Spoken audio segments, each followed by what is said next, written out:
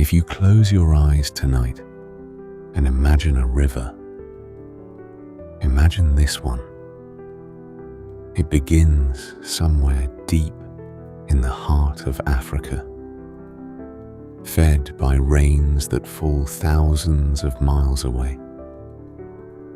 It gathers itself slowly, pulling water from lakes and tributaries, from mountains most ancient Egyptians never saw and could never have imagined.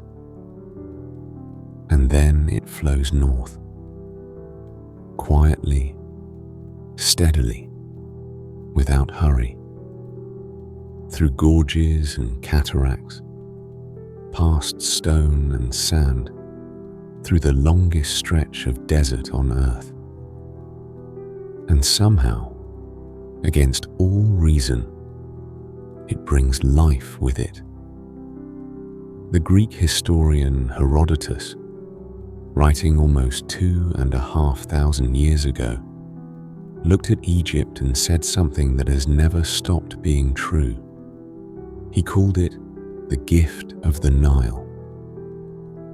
He meant that without this river, there would be no Egypt, no pyramids, no pharaohs, no temples carved from mountain stone, no golden masks or painted tombs, no civilization at all, just sand, stretching endlessly in every direction, under a sky that almost never rains. Egypt receives almost no rainfall. In some years, parts of the country receive none at all.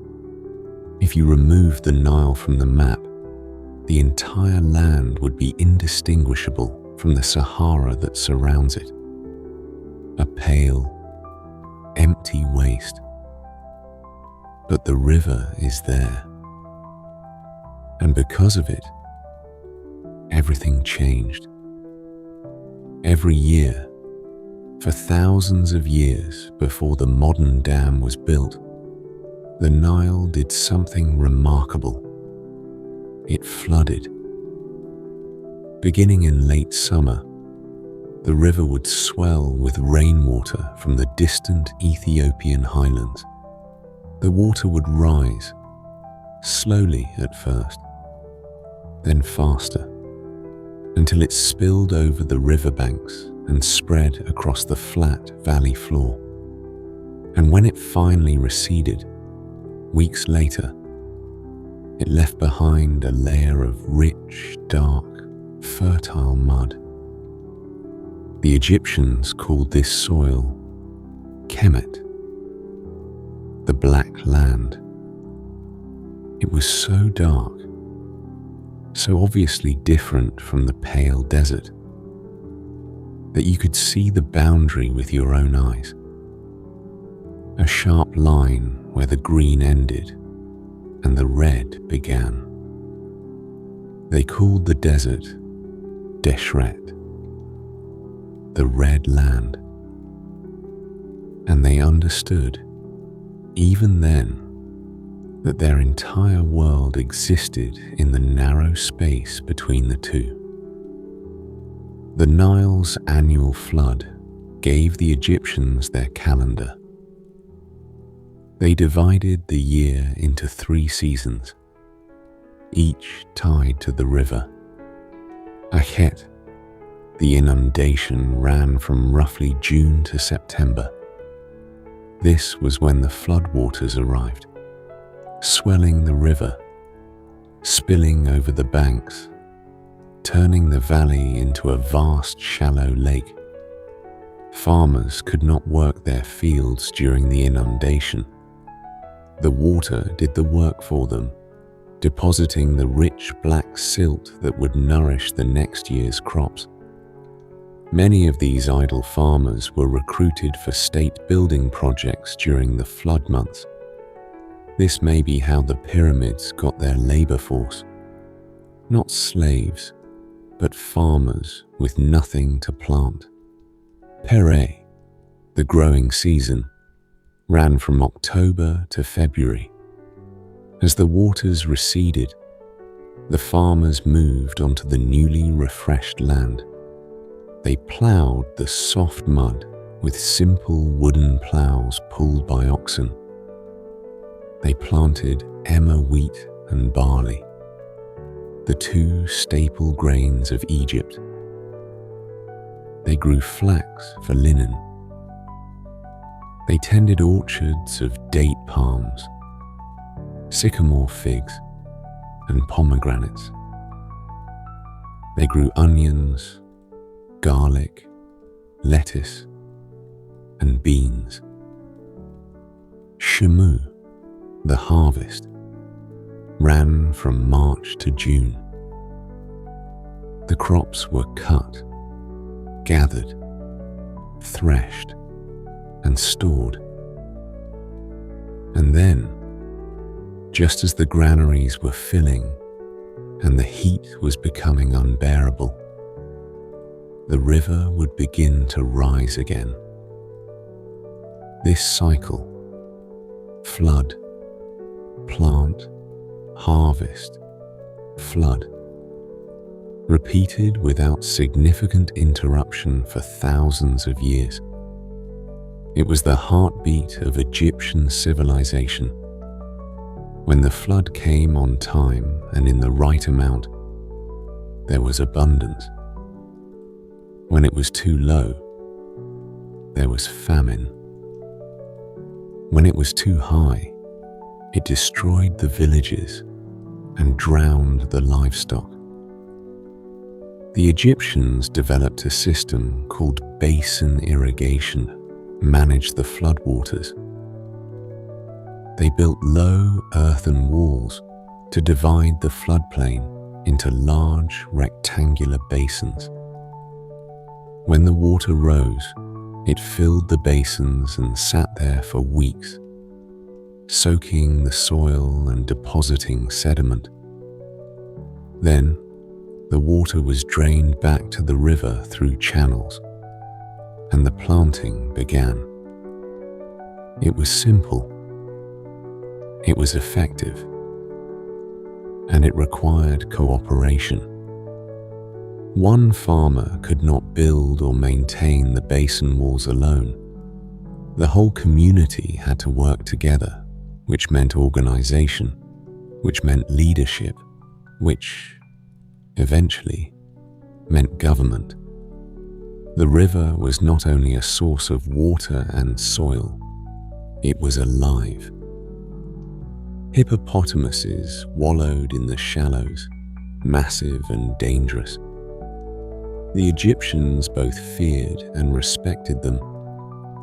The goddess Taweret, protector of pregnant women, took the form of a hippo standing upright. But hippopotamuses were also hunted by pharaohs as a display of strength and courage, because a hippo could overturn a boat and kill a man with a single bite. Crocodiles basked on the banks, still and watchful. The god Sobek had the head of a crocodile, and in some regions, crocodiles were sacred. At the temple of Kom Ombo, they were mummified and buried with honors. At other sites, they were simply feared. The skies above the river were thick with birds. Herons, ibises, kingfishers, pelicans, geese, ducks. The sacred ibis, with its curved black beak and white plumage, was associated with Thoth, the god of wisdom. Ibises were mummified by the millions. Archaeologists have found mass graves containing hundreds of thousands of mummified ibis birds, offered as votives to the god. Fish filled the river. Tilapia, catfish, perch.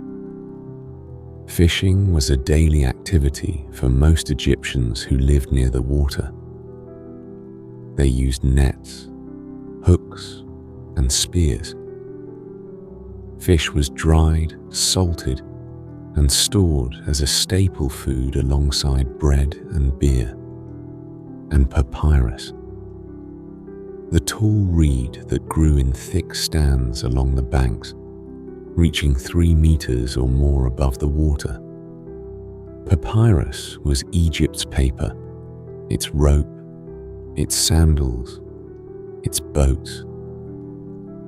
Small boats made of bound papyrus reeds were the everyday transport of ordinary Egyptians. The word paper itself comes from papyrus. Now, Egypt is shaped in a way that confuses people at first, and there is no shame in that. It confused visitors thousands of years ago too. The country has 2 parts. The southern part, where the Nile Valley is narrow and hemmed in by cliffs, is called Upper Egypt. And the northern part, where the river fans out into a wide, flat triangle of waterways before reaching the sea, is called Lower Egypt. Upper is south, lower is north.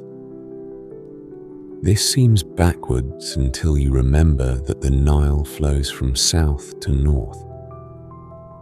So Upper Egypt is upstream, and Lower Egypt is downstream. The names follow the river, not the map. The wide triangle in the north is called the delta, because the Greeks thought its shape looked like the letter delta in their alphabet, and they were right. It does. People have lived near the Nile for a very long time, longer than most of us can comfortably imagine. The earliest traces of human settlement along the river go back at least 8,000 years, perhaps further. In those early days, the people who lived there were not farmers. They were hunters and gatherers, following the animals that came to drink, pulling fish from the water, collecting wild grains that grew along the banks. But the climate was changing. Slowly, over centuries, the rains that once fell across a wider stretch of North Africa began to disappear. The green grasslands that had covered much of the Sahara dried up and turned to sand. The animals moved. The water sources vanished. And the people who had lived, spread across a vast landscape, began to move toward the one place where water never failed: the river. This was not a sudden event. It happened over generations. Families drifted closer to the Nile. They learned to plant seeds in the rich mud left behind by the floods. They learned to keep animals. They built small houses from mud brick and reeds. They formed villages. And in those villages, something began to happen that had happened before in only one other place on Earth.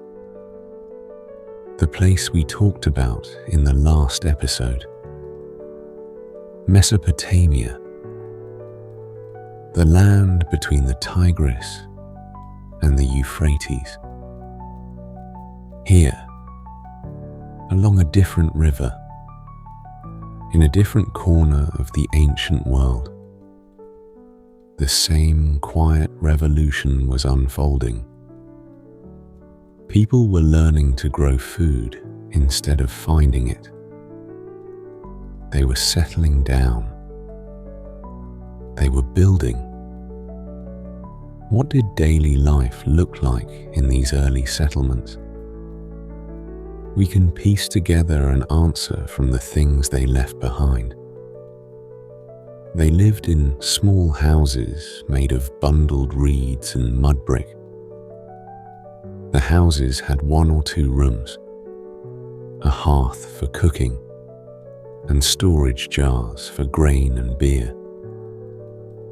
The floors were packed earth, sometimes covered with reed mats.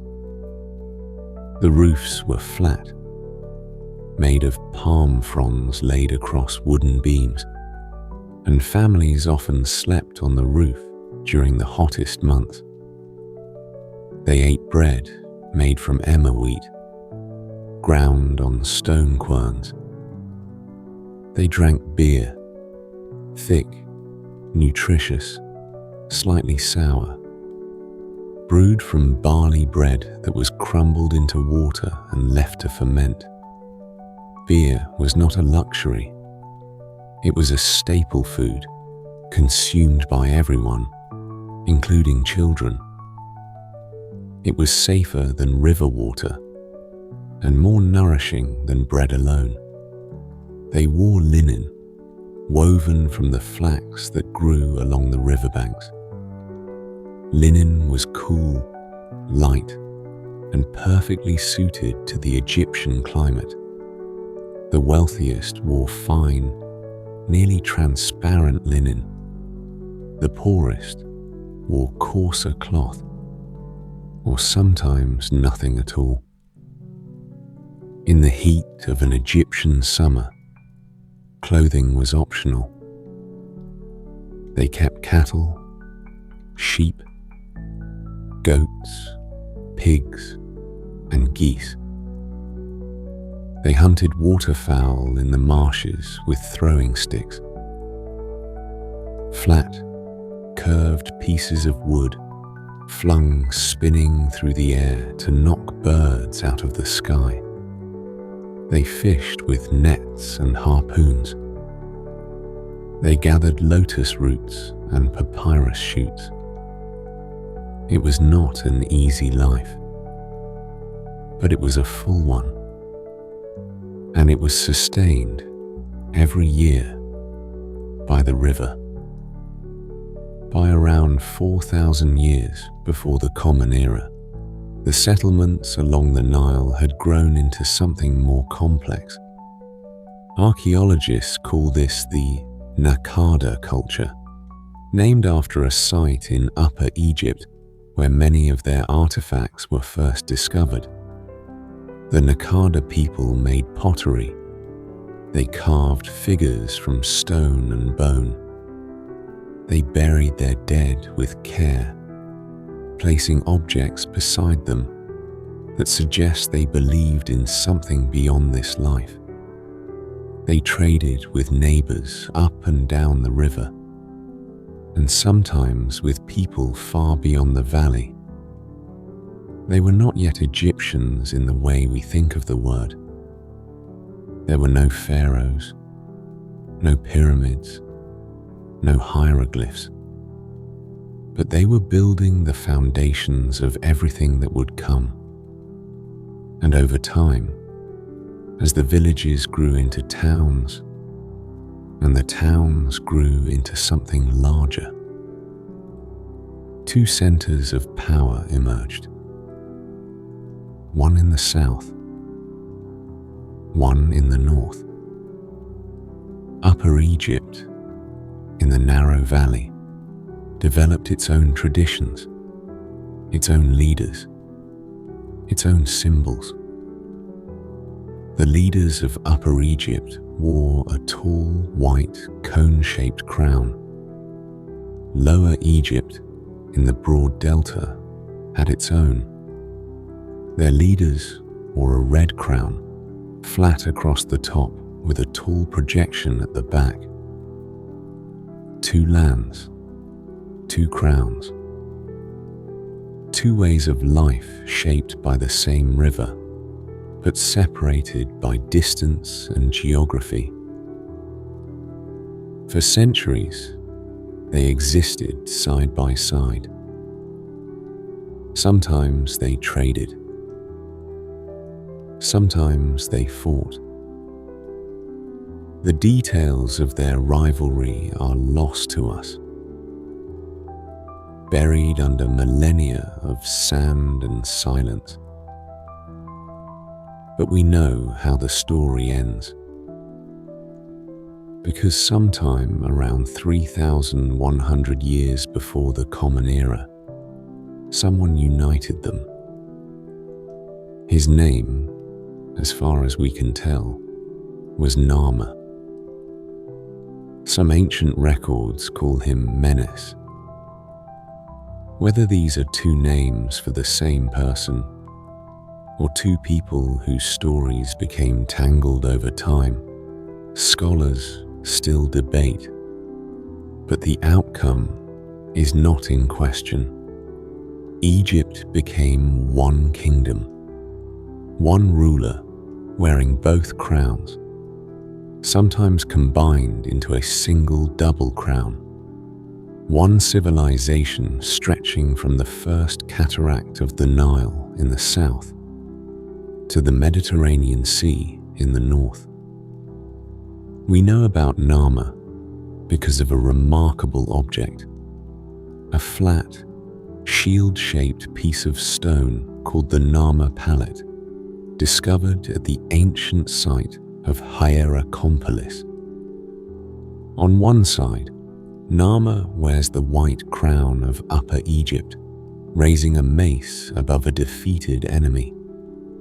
On the other side, he wears the red crown of Lower Egypt, inspecting rows of headless bodies. It is not a gentle image. Unification rarely is. The new capital was built at a place called Memphis, near the point where Upper and Lower Egypt met. It sat just south of the delta, at the hinge of the two lands. A practical choice, a symbolic one too. And from Memphis, the kings of this new, unified Egypt began to build something that had never existed before in the Nile Valley.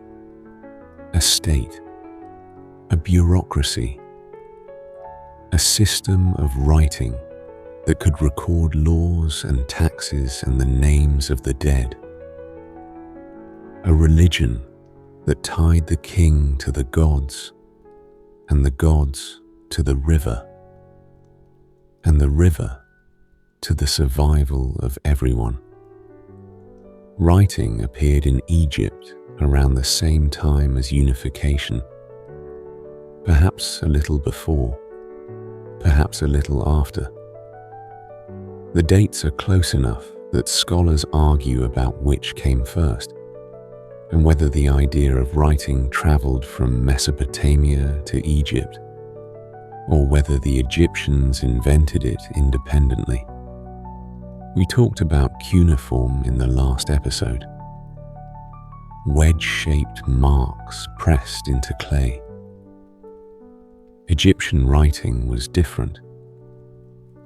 They carved and painted beautiful, detailed pictures. Birds, snakes, eyes, hands, water, reeds. Each picture representing a sound or a word or an idea. We call them hieroglyphs, from the Greek words for sacred carving. The Egyptians themselves had a different name. They called their writing the words of the gods. They believed it was a gift from Thoth, the ibis-headed god of wisdom and knowledge. And in a way, it was divine, because with writing, you could defeat death itself. You could carve your name into stone and make it last forever. And that is where our story begins. With a river that should not exist in a desert. with mud that turns sand into farmland, with two kingdoms that became one, with a system of writing that would record 3,000 years of kings and gods, and ordinary people trying to make sense of the world. The Egyptians built their civilization in a narrow green ribbon, never more than a few miles wide in most places, pressed between cliffs of limestone and endless sand. Everything they ever became, everything they ever built, depended on that thin line of water flowing north through the silence. It is still flowing tonight. And if you are listening to this in the dark, perhaps you can hear it. The oldest sound in the oldest land. Water moving over stone, carrying the memory of everything it has ever touched. Let it carry you too, gently, into the next chapter. In the last chapter, we stood by the river. We watched the first villages grow into towns, and the towns grow into kingdoms. Two kingdoms, one in the south, one in the north. Upper and Lower Egypt. Now we are going to watch them become one. The story of Egyptian unification is not a story we know in detail. The records from that time are sparse. A few carved palettes, a few mace heads, a handful of names scratched into stone. But the most important artifact from this entire period, the one that tells us more than almost anything else, is a single flat piece of stone about the size of a large book, the Narmer palette. It was found in 1898 at a place called Hierakonpolis, an ancient city in Upper Egypt. It is made of dark green siltstone, polished smooth and carved on both sides with images that are still sharp after 5,000 years. On one side, a tall figure wears the white crown of Upper Egypt. He holds a mace above his head, ready to strike a kneeling prisoner. Above him, a falcon, the symbol of the god Horus, perches on a cluster of papyrus reeds, holding a rope attached to a human head. The meaning is not subtle. The king has conquered. The god approves. On the other side, the same figure wears the red crown of Lower Egypt. He walks in procession past rows of enemies whose heads have been placed between their feet. Below, a bull, another symbol of royal power, breaks down the walls of a fortified town. This is Narmer, and this palette is his announcement to the world. Both worlds, upper and lower, south and north. He rules them all. The new king needed a capital, and he chose a location that was both practical and deeply symbolic. He built it at the place where Upper Egypt meets Lower Egypt, where the narrow valley opens into the broad delta, the hinge of the entire country. The city was called Memphis. In Egyptian, its earliest name meant white walls, perhaps referring to the pale limestone fortifications that surrounded the royal residence. It would remain one of the most important cities in Egypt for nearly 3,000 years. From Memphis, the early kings began to organize their new kingdom, and what they built was unlike anything that had existed in the Nile Valley before. Memphis was more than a royal residence. It was a working city. Artisans produced pottery, jewelry, and stone vessels in workshops near the palace. Tanners processed leather. Weavers produced linen. Metal workers cast copper tools and weapons. The city had granaries that stored the surplus grain collected as taxes from farms up and down the river. Trade flowed through Memphis from every direction. From the south came gold, ivory, ebony, and exotic animal skins. From the Sinai Peninsula came turquoise and copper. From the Levant came cedar wood. The Egyptians had almost no suitable timber of their own, and they imported vast quantities of Lebanese cedar for building, shipbuilding, and coffin making. From the western desert came natron, the salt they would later use for mummification. The early kings did not use coins. Egypt would not adopt coinage until the Ptolemaic period, more than 2,000 years later. Instead, the economy ran on grain. Taxes were assessed in grain. Workers were paid in grain. The value of goods was measured against a standard unit of grain, or sometimes against weights of copper.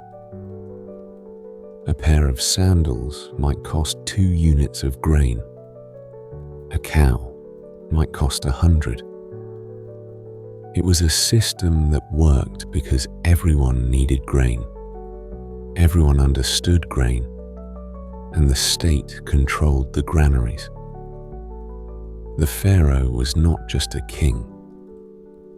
He was the largest employer, the largest landowner, and the central bank, all in one person.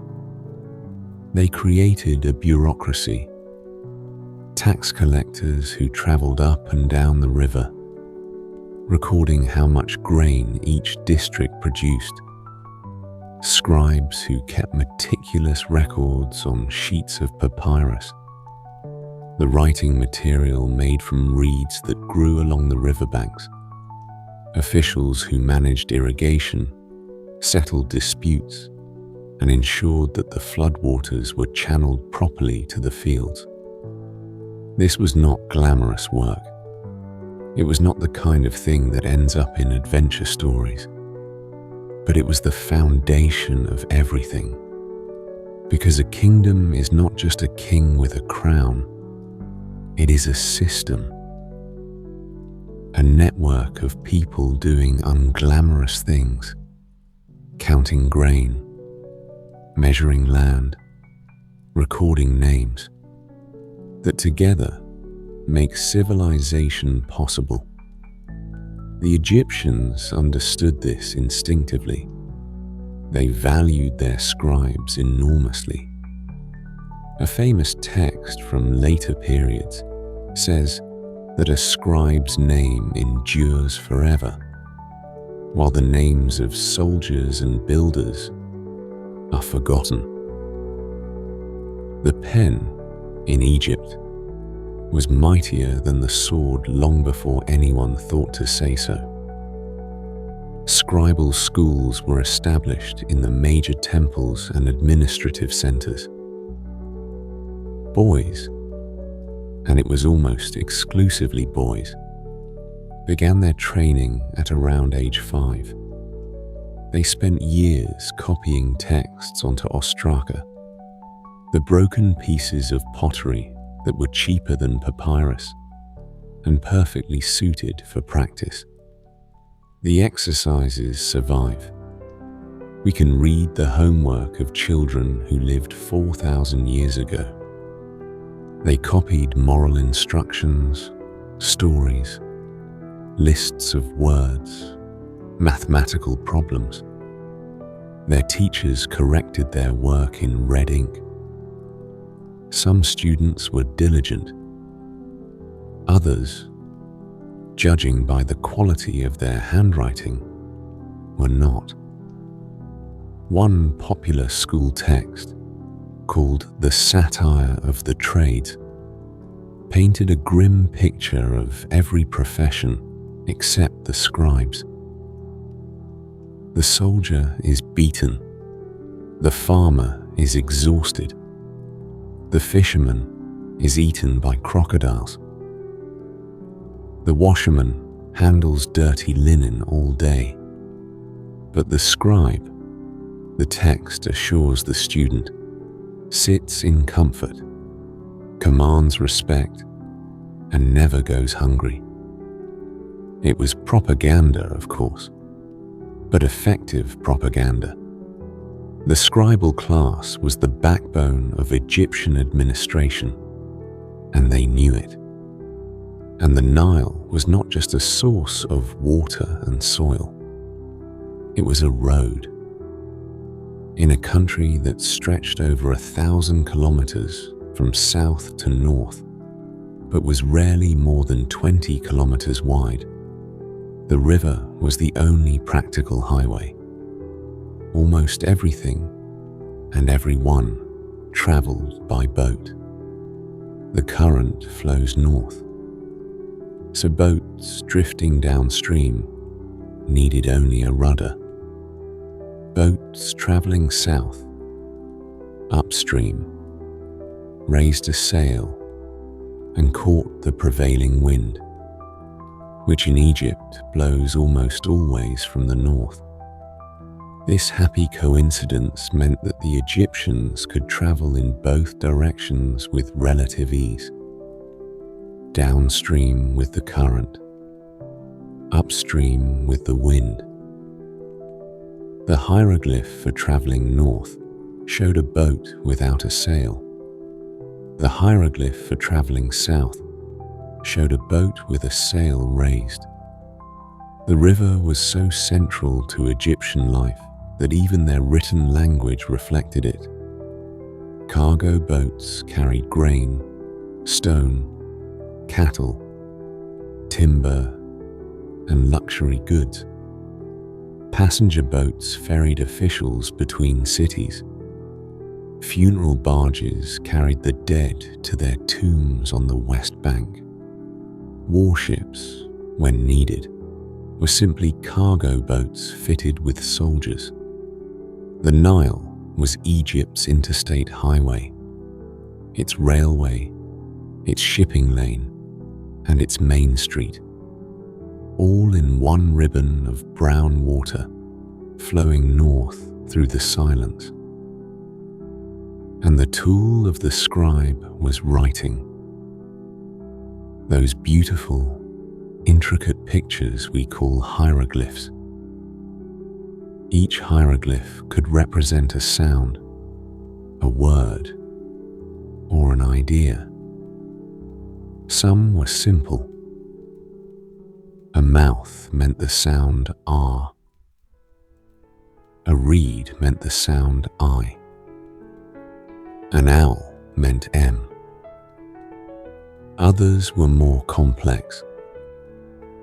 A seated man with his hand to his mouth meant eating, or speaking, or sometimes both. The system was flexible, expressive, and extraordinarily difficult to learn. Only a small percentage of the population could read and write. Scribal training took years, beginning in childhood, and the students who completed it entered a privileged class that carried them through their entire lives. The hieroglyphic system contained about 700 signs in common use during the Middle Kingdom, though the total number of known signs across all periods exceeds 6,000. Some signs were purely phonetic. They represented sounds like the letters of an alphabet. Others were ideograms, representing whole words or concepts, and still others were determinatives, silent signs placed at the end of a word to indicate what category of thing the word referred to. A word for a type of bird would end with a bird sign. A word for a type of action would end with a walking leg sign. The combination of phonetic, ideographic, and determinative signs is what made hieroglyphic writing so rich and so difficult. A single text might use all three types in the same sentence. Reading required not just knowing the signs, but understanding which function each sign was performing in context.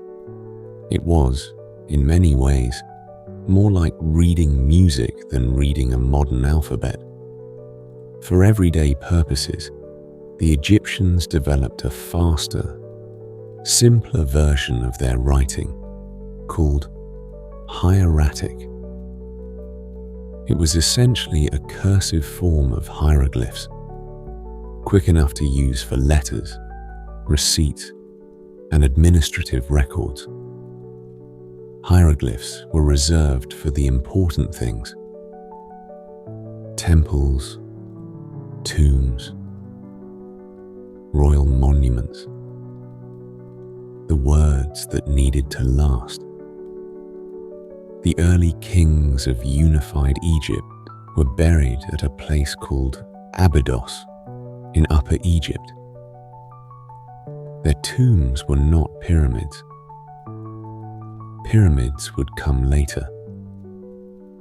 Instead, they were buried in flat-topped rectangular structures made of mud brick, which archaeologists call mastabas, from the Arabic word for bench. These tombs were impressive for their time.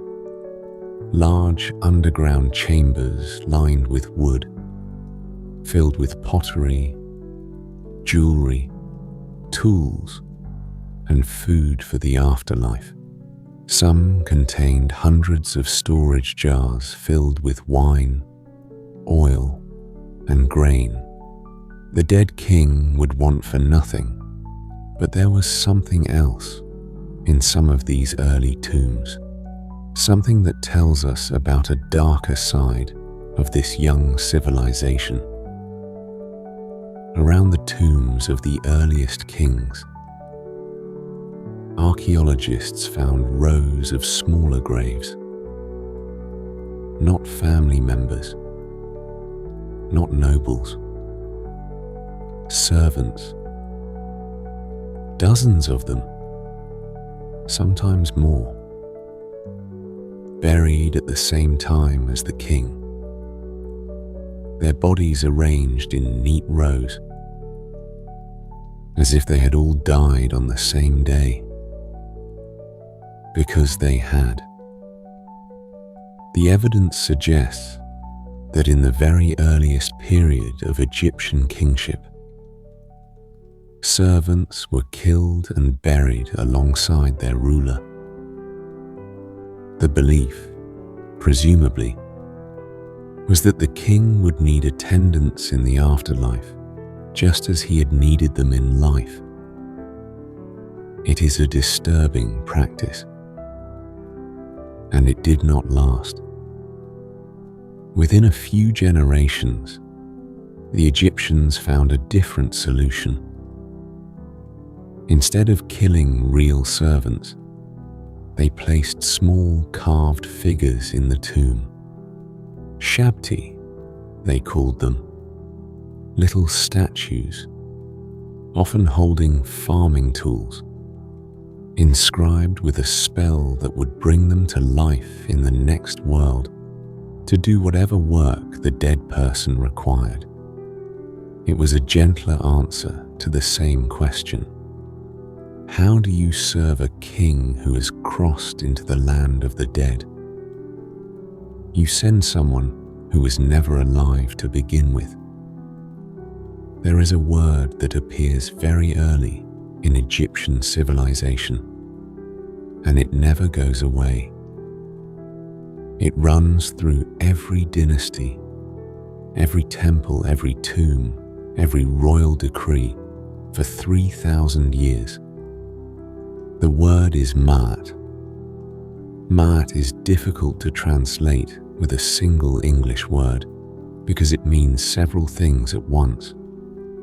Truth, justice, order, balance, the way things are supposed to be. The Egyptians believed that the universe had been created in a state of perfect order, and that the role of the king and of every person was to maintain that order against the constant threat of chaos. When the river flooded on time, and the crops grew, and the borders were secure, Ma'at was preserved. When drought came, or disease, or invasion, it meant Ma'at was failing, and someone had to restore it. The king was the guardian of Ma'at above all others. It was his most sacred duty, more important than warfare, more important than building, more important than anything else. A king who maintained Ma'at was a good king. A king who let it slip was a failure. No matter how many temples he built or enemies he defeated, this idea shaped everything. Law, religion, art, architecture, the way people treated each other, the way they buried their dead. Ma'at was the invisible thread that held Egyptian civilization together for longer than almost any other society in human history. Now, if you have ever tried to read about ancient Egypt, you have probably encountered the word dynasty, the first dynasty, the fourth dynasty, the 18th dynasty. It sounds very organized, very official. But the system we use today was not invented by the ancient Egyptians themselves. It was invented by a man named Manetho, an Egyptian priest who lived in the 3rd century before the Common Era, during the time when Egypt was ruled by the Greek Ptolemaic dynasty. Manetho wrote a history of Egypt in Greek, dividing all the rulers he knew of into 30 dynasties. His book has not survived. We know it only through fragments quoted by later writers, and those writers did not always agree with each other. So the system is imperfect. Some dynasty breaks seem to correspond to real changes in ruling families. Others are harder to explain, but the system stuck. Egyptologists still use it today, grouping the dynasties into larger blocks. The Old Kingdom, the Middle Kingdom, the New Kingdom, with intermediate periods of fragmentation and chaos in between. Think of it as a long, slow heartbeat. Expansion, contraction, expansion again, 3,000 years of rhythm, tied always to the river and the land it nourished. And now, with the two lands united under one crown, with scribes recording every transaction and officials managing every field, with the idea of Ma'at holding the world in balance, the stage was set for something extraordinary. Because the kings of this new, unified Egypt were about to attempt something that had never been done before. Something so ambitious, so impossibly large, that people would stare at it in disbelief for the next 5,000 years. They were going to build mountains, not out of earth and rock pushed up by the forces of nature, out of stone, cut by hand, dragged by muscle, stacked higher than anything any human being had ever built. They were going to build the pyramids. But that is the next chapter, and it will be here when you are ready. Before the Great Pyramid, before Giza, before any of the monuments that fill the postcards and the documentaries, there was a man named Imhotep, and he had an idea. Imhotep was not a king. He was something perhaps more remarkable. He was an architect, a physician, a priest, and a scribe, all at once. He served a pharaoh named Djoser, who ruled Egypt around 2670 before the Common Era, during what we call the Third Dynasty. Djoser wanted a tomb. Every king wanted a tomb. The kings before him had been buried in flat-topped mud brick structures, mastabas. They were large, they were solid, but they were not particularly impressive. They sat low against the earth like benches. Imhotep looked at the mastaba and asked a question that changed architecture forever. What if you stacked them, one on top of another, each one smaller than the last, rising upward toward the sky? The result was the step pyramid at Saqqara. 6 rectangular tiers rising 60 meters into the air. It was the tallest structure in the world at the time, and the first monumental stone building in human history. Before Imhotep, the Egyptians built almost everything from mud brick. Mud brick is cheap, it is easy to make, and it works well enough for houses and walls. But it crumbles. It washes away in rain. It does not last. Stone lasts. Imhotep understood this. He wanted Djoser's tomb to endure forever. And it has. After more than 4,600 years, the step pyramid is still standing. Damaged, weathered, but standing. The mud brick mastabas of the kings who came before have mostly dissolved back into the earth. Imhotep became so famous that later generations made him a god. One of the very few non-royal Egyptians ever granted that honor. Temples were built in his name. People prayed to him for healing and wisdom for thousands of years after his death. After Djoser and Imhotep showed what was possible, the race to build bigger began. The next great leap came from a pharaoh named Sneferu, who founded the 4th dynasty around 2613 before the Common Era. Sneferu was obsessed with pyramids.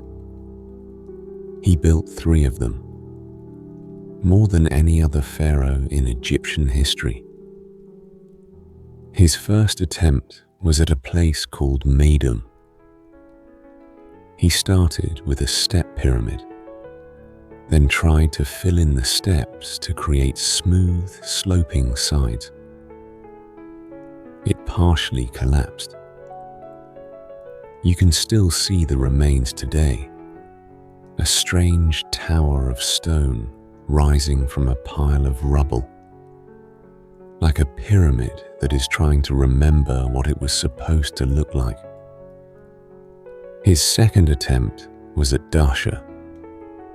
This one is called the Bent Pyramid, and the name tells you everything. The builders started with a steep angle, about 54 degrees. Halfway up, they realized the structure was becoming unstable. So they changed the angle to about 43 degrees. The result is a pyramid with a visible kink in its profile. It looks like it changed its mind. His third attempt, also at Dahshur, was the Red Pyramid, named for the reddish hue of its limestone blocks. This one worked. The angle was consistent from bottom to top. The sides were smooth. It was the first true pyramid. The first successful one, at least. Sneferu's 3 pyramids represent one of the most remarkable engineering learning curves in history. Each failure taught the builders something. Each attempt got closer. And when Sneferu died, he left behind not just a tomb, but a lesson. One that his son would take to its ultimate conclusion. His son's name was Khufu. The Greeks called him Cheops, and he built the Great Pyramid at Giza. There is no gentle way to describe what Khufu accomplished. The numbers are too large for gentleness. The Great Pyramid originally stood 146 meters tall, 481 feet. It was the tallest structure built by human hands for more than 3,800 years. Nothing is known to have possibly surpassed it until the spire of Lincoln Cathedral in England, sometime in the 1300s, though even that claim is debated by scholars. It is made of approximately 2.3 million blocks of stone. The average block weighs about 2.5 tons. Some of the granite blocks above the king's chamber weigh between 25 and 80 tons. Those granite blocks were quarried at Aswan, more than 900 kilometers to the south, and transported by boat up the Nile. The base is almost perfectly level. The sides are aligned to the cardinal directions with an accuracy that still impresses engineers today. The entire structure covers an area of about 13 acres. You could fit several cathedrals inside its footprint. And now, we need to correct a story that has been told wrong for a very long time. The pyramids were not built by slaves. This is one of the most persistent myths in popular history, and it is wrong. It comes partly from the Greek historian Herodotus, who visited Egypt 2,000 years after the pyramids were built and wrote down stories he was told by local guides. He claimed that 100,000 slaves labored under the whip. Modern archaeology tells a very different story. In 2010, a team led by the Egyptian archaeologist Zahi Hawass excavated a cemetery near the Giza pyramids. The graves belonged to workers, not pharaohs, not nobles, workers.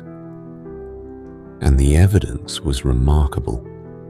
The skeletons showed signs of healed bones. These people had received medical care when they were injured. Their diet included beef, goat, bread, and beer. This was not slave food. This was the diet of valued workers. Then, in 2013, something extraordinary was discovered at a place called Wadi al-Jaf on the Red Sea coast. A team of French and Egyptian archaeologists led by Pierre Tallet found rolls of papyrus in a set of sealed storage caves. They were the oldest papyri ever found, over 4,500 years old. And they were a logbook, a work diary, kept by a man named Mera, who supervised a crew of about 40 men. His job was to transport limestone blocks from the quarry at Tura to the construction site at Giza. The diary records their daily activities in meticulous detail. They loaded stones onto boats. They sailed across the floodwaters. They delivered their cargo to the pyramid. They went back for more, 2 or 3 round trips every 10 days. Mera's crew had a name. They were called the escort team of the Uraeus of Khufu is its prow. That name referred to their boat. They were sailors, skilled workers, professionals. The diary shows organized labor gangs with team names and shift schedules. It shows a workforce that was fed, housed, and provisioned by the state. It shows something that looks much more like a national construction project than a slave camp. The best estimate today is that the Great Pyramid was built by a workforce of about 20 to 30,000 people. Some were permanent skilled workers, stonemasons, surveyors, engineers. Others were seasonal laborers, farmers who came to work during the annual flood season when their fields were underwater and there was no agricultural work to do. They were not whipped into submission. They were organized, fed, and, as far as we can tell, proud of what they were building. But how did they actually do it? How do you cut 2.3 million blocks of stone and stack them into a mountain? The limestone for the bulk of the pyramid came from quarries very close to the building site.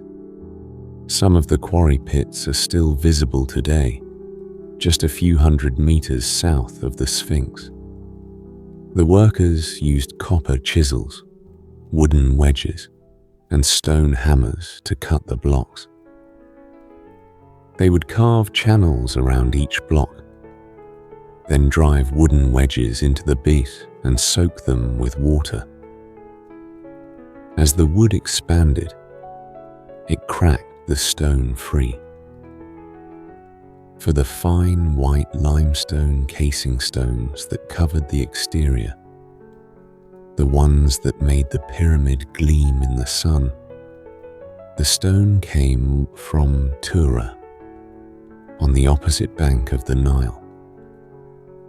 The blocks were loaded onto boats during the flood season, when the high water brought the river closer to the construction site. Canals and harbors were dug to allow the boats to dock as near to the pyramid as possible. And then there was the granite, the hardest stone, the granite beams that span the ceiling of the king's chamber, some weighing over 60 tons, were quarried at Aswan, more than 900 kilometers to the south. Moving those blocks was one of the greatest logistical feats of the ancient world. They were loaded onto barges and floated downstream with the current, then hauled overland on sledges lubricated with water. A famous painting from a later period shows exactly this. A team of men pulling a sledge while one worker pours water on the sand ahead of it. Experiments have shown that wet sand reduces friction by nearly half. The Egyptians knew this 3,000 years before physics could explain why. How the blocks were raised to the upper levels remains genuinely debated. The most widely accepted theory involves a long, straight ramp that grew as the pyramid grew, extending outward from the base. Others have proposed an internal spiral ramp winding upward inside the structure itself. A French architect named Jean-Pierre Houdin developed this theory in detail, and some scanning evidence supports it, though it has not been proven. What is not debated is this: they did it. Without iron tools, without wheels on the construction site, without cranes, with copper and stone and wood and rope and water and human muscle and an organizational genius that still impresses engineers today. When the Great Pyramid was finished, it did not look the way it looks today. Today, the pyramid is rough. The outer surface is stepped and weathered, made of the local yellowish limestone that forms the bulk of the structure. But originally, the entire pyramid was covered in a layer of fine white limestone from the quarries at Tura. These casing stones were cut with extraordinary precision and polished until they gleamed. The finished pyramid would have been blinding in the Egyptian sun. A perfect geometric shape, smooth and white, rising from the desert like a frozen beam of light. Ancient visitors described it as shining so brightly that you could see it from miles away. Some believed it was meant to represent a solidified ray of sunlight connecting the pharaoh to Ra. The capstone at the very top, the pyramidion, was probably covered in gold or electrum, a natural alloy of gold and silver. It would have caught the first light of dawn and the last light of sunset.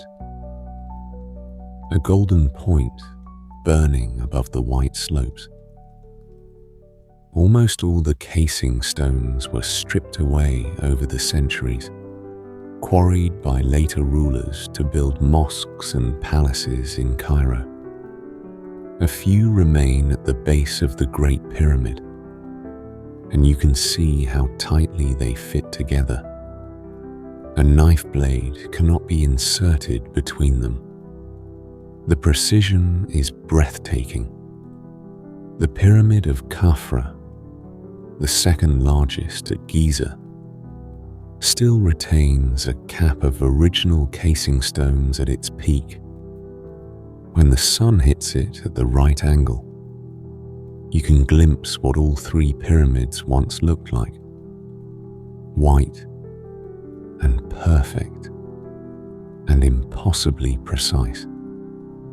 South of the pyramids, the American archaeologist Mark Lehner spent decades excavating the remains of the workers' village. It is called Hayt el-Ghurab, the Wall of the Crow, named after a massive stone gateway nearby. What Lehner found was essentially an ancient company town, long galleries that served as dormitories, each housing about 40 men. A large bakery capable of producing thousands of loaves per day. A brewery.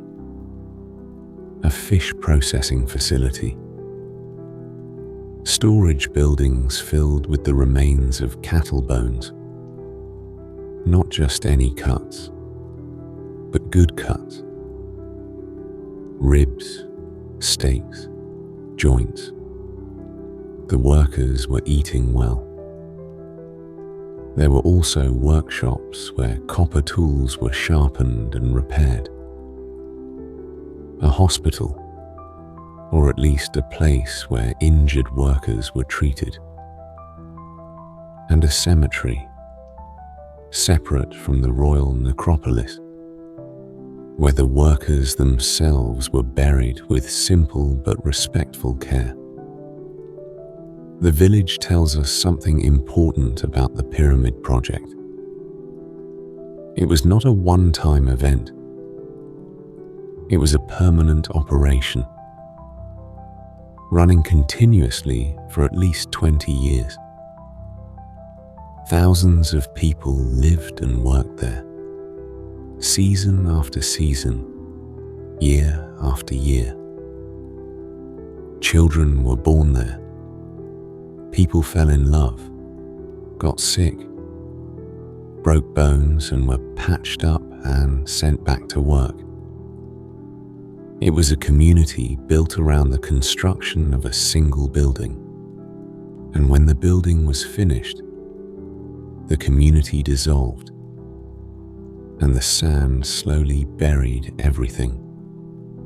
One more thing about Giza before we move on. And this one is strange. In 1954, an Egyptian archaeologist named Kamal el-Malla discovered a sealed pit on the south side of the Great Pyramid. Inside, carefully disassembled into over 1,200 pieces of cedar wood, was a boat. Not a model. A full-sized ceremonial vessel, over 43 meters long. It had been sealed inside the pit for more than 4,500 years. The wood still smelled of cedar when the pit was opened. It took 14 years to reassemble. The finished boat is now displayed in a museum beside the pyramid. It is beautiful. A long, elegant vessel with a high curved prow and stern, designed not for the Nile but for the sky. This was a solar bark, a boat meant to carry the Pharaoh's spirit across the heavens alongside the sun god Ra. A second boat pit was discovered nearby, and the boat inside it was extracted and conserved decades later using more advanced techniques. Both boats were symbolic. Neither was ever meant to touch water. They were built for a journey that only the dead could take, The Egyptians buried a boat next to their king so that he could sail through eternity. There is something in that gesture, practical, devoted and quietly mad, that tells you everything you need to know about how seriously they took the afterlife. Next to the pyramids, guarding the plateau like a sentinel, sits the Great Sphinx, a massive limestone figure with the body of a lion and the head of a pharaoh. It is 73 meters long and 20 meters high, the largest monolithic statue in the world. It was most likely carved during the reign of Khafra, Khufu's son, who built the second pyramid at Giza.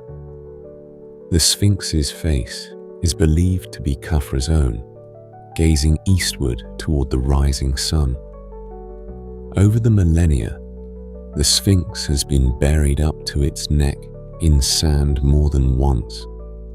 It has lost its nose. Nobody knows exactly when or how, though the popular story about Napoleon's soldiers using it for target practice is certainly false. The nose was already missing centuries before Napoleon was born. Inside the Great Pyramid, the passages are narrow and steep. The air is warm and still. You climb upward through a passage called the Grand Gallery, a soaring corridor with walls that lean inward as they rise, creating a sense of compression and awe that the builders clearly intended. At the top, you reach the king's chamber, a simple rectangular room lined entirely with granite. In the center sits a stone sarcophagus carved from a single block of granite. It is empty. It has been empty for a very long time. No mummy was ever found in the Great Pyramid. No treasure. Only the sarcophagus and the silence. Whatever was placed inside was taken long ago, probably in antiquity, by tomb robbers who found their way through the stone. In 2017, a team of physicists using a technique called muon tomography, which uses particles from cosmic rays to see through solid stone, detected a large void inside the pyramid. It is roughly 30 meters long, situated above the Grand Gallery. No one knows what it is. No one has seen inside it. It may be a structural feature. It may be something else entirely. The Great Pyramid is still keeping secrets. The pyramids of the Fourth Dynasty were the peak. After Khufu, Khafra, and Menkaure, the pyramids got smaller. The Fifth and Sixth Dynasty kings still built them, but with less stone, less precision, less ambition. The resources were running out, or rather, the will to spend them was. And then, around 2181 before the Common Era, the Old Kingdom collapsed. The reasons were multiple and intertwined. The power of the central government had been slowly draining away to provincial officials called nomarchs, who governed their own territories with increasing independence. The royal treasury was depleted after centuries of pyramid building. Succession disputes weakened the throne, and there may have been something else, something beyond anyone's control. Around 2200 before the Common Era, a climate event struck the ancient world. The same event we mentioned in the Sumerian episode, the 4.2 kilo-year event, a prolonged period of drought that affected civilizations across the Near East. In Mesopotamia, it helped bring down the Akkadian Empire. In Egypt, it may have caused the Nile floods to fail. And when the floods failed, the crops failed. And when the crops failed, the people lost faith in the king who was supposed to keep Mayat, the cosmic order, in balance. The Old Kingdom did not fall in a single dramatic event. It frayed. Slowly, province by province, the governors stopped listening to Memphis. Egypt split apart. The unity that Nama had forged 1,000 years earlier came undone. This period of fragmentation is called the First Intermediate Period. It lasted about 150 years, and it would not be the last time Egypt broke apart and put itself back together again. But the pyramids remained. Through the chaos and the fragmentation, through the drought and the hunger, the pyramids stood. They stand still. They are the oldest of the 7 wonders of the ancient world, and they are the only wonder still standing. Every other marvel on that ancient list, the Hanging Gardens, the Colossus of Rhodes, the Lighthouse of Alexandria, is gone, destroyed by earthquakes, fires, or simply the passage of time. The pyramids endure. Khufu's architects designed his tomb to last forever, and so far, they have been right. Close your eyes for a moment and imagine them. Not as tourists see them now, surrounded by roads and souvenir shops and camera flashes. Imagine them as they were, covered in smooth white limestone that gleamed in the sun like light itself, rising from the desert floor like 3 perfect geometric truths, visible for miles in every direction. The largest things any living person had ever seen or would see for millennia to come. They were not built by gods or aliens or slaves. They were built by people. Ordinary people, organized and fed and working together towards something so far beyond ordinary that it still takes your breath away. And now, let that thought settle. Let it rest. There are more stories to tell, but they will keep. The gods of Egypt are waiting in the next chapter, patient as they have always been. The Egyptians lived with their gods the way you might live with your family, closely, constantly, sometimes lovingly, sometimes with a kind of weary familiarity. The gods were not distant. They were present in the flooding of the river, in the movement of the sun, in the birth of a child, in the bread rising in the oven. And there were so many of them. Scholars have counted somewhere between 1,400 and 2,000 named deities in the Egyptian records. Some were worshipped across the entire kingdom for thousands of years. Others were local spirits, known only in a single village, prayed to by a handful of people, and forgotten when those people were gone. The Egyptian relationship with their gods was not rigid. It was alive. Gods merged with one another. They split apart. They changed roles. They were borrowed by one city from another and given new names or new faces.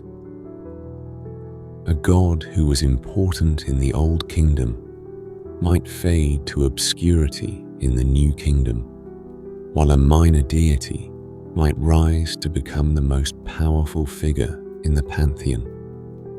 This flexibility confused later observers who expected religion to be neat and consistent. Egyptian religion was neither. It was a living thing, and like all living things, it grew and changed and sometimes contradicted itself. At the center of everything, for most of Egyptian history, was the sun. The sun god had many names: Ra, Re, Atum, Atum-Ra, Amun-Ra. Each name reflected a different aspect or a different period, but the core idea remained the same. The sun was the most powerful force in the universe. It created life. It sustained life. And every evening, it died. The Egyptians watched the sun cross the sky every day and disappear below the western horizon. And they asked the question that every human being has asked at some point: where does it go? Their answer was beautiful and terrifying. They believed that each night, Ra descended into the Duat, the underworld, and sailed through it in a boat. During this journey, he faced monsters and demons and the great serpent of chaos, Apophis, who tried to swallow him and prevent the dawn from ever coming. Every night was a battle. Every sunrise was a victory. And the Pharaoh, the king of Egypt, was the son of Ra, his representative on earth, his living connection to the people. Starting in the 5th dynasty, the pharaohs formally added Son of Ra to their royal titles, and it stayed there for the rest of Egyptian history. But how did the world begin? The Egyptians had several answers, and they saw no contradiction in holding all of them at once. The oldest and most influential creation myth came from the city of Heliopolis, near modern Cairo. In the beginning, they said, there was nothing but Nun, the dark, endless, primordial water. No land, no sky, no light, just water, stretching in every direction, forever. And then from the water, a mound of earth rose, the first land, the Ben-Ben, a primeval hill that emerged from the chaos. Upon this mound stood Atum, the first god who had created himself. He was alone, and he was everything. Atum created the next gods through his own body. He produced Shu, the god of air, and Tefnut, the goddess of moisture. Shu and Tefnut gave birth to Geb, the god of the earth, and Nut, the goddess of the sky. And from Geb and Nut came 4 children: Osiris, Isis, Set, and Nephthys, the gods whose story would shape Egyptian religion for the next 3,000 years. This family of 9 gods was called the Ennead, and the Egyptians pictured the world they had created in a beautiful way. Geb lay on his back, forming the earth with the curves of his body. Nut arched above him, her body forming the sky, her fingers and toes touching the horizons.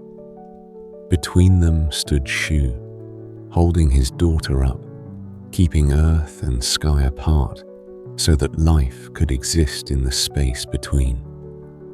Other cities had different creation stories. At Memphis, the god Ptah created the world through speech. He thought of things in his heart and spoke them into existence. At Hermopolis, 8 primordial gods, the Ogdoad, swam in the waters of chaos as frogs and snakes before the world emerged from their combined energy. The Egyptians did not choose between these stories. They held them all, the way you might hold different memories of the same event. Each was true. Each was a different angle on a mystery too large for any single telling. If Ra was the god of the living sky, Osiris was the god of everything that came after. Osiris is the most important figure in Egyptian mythology.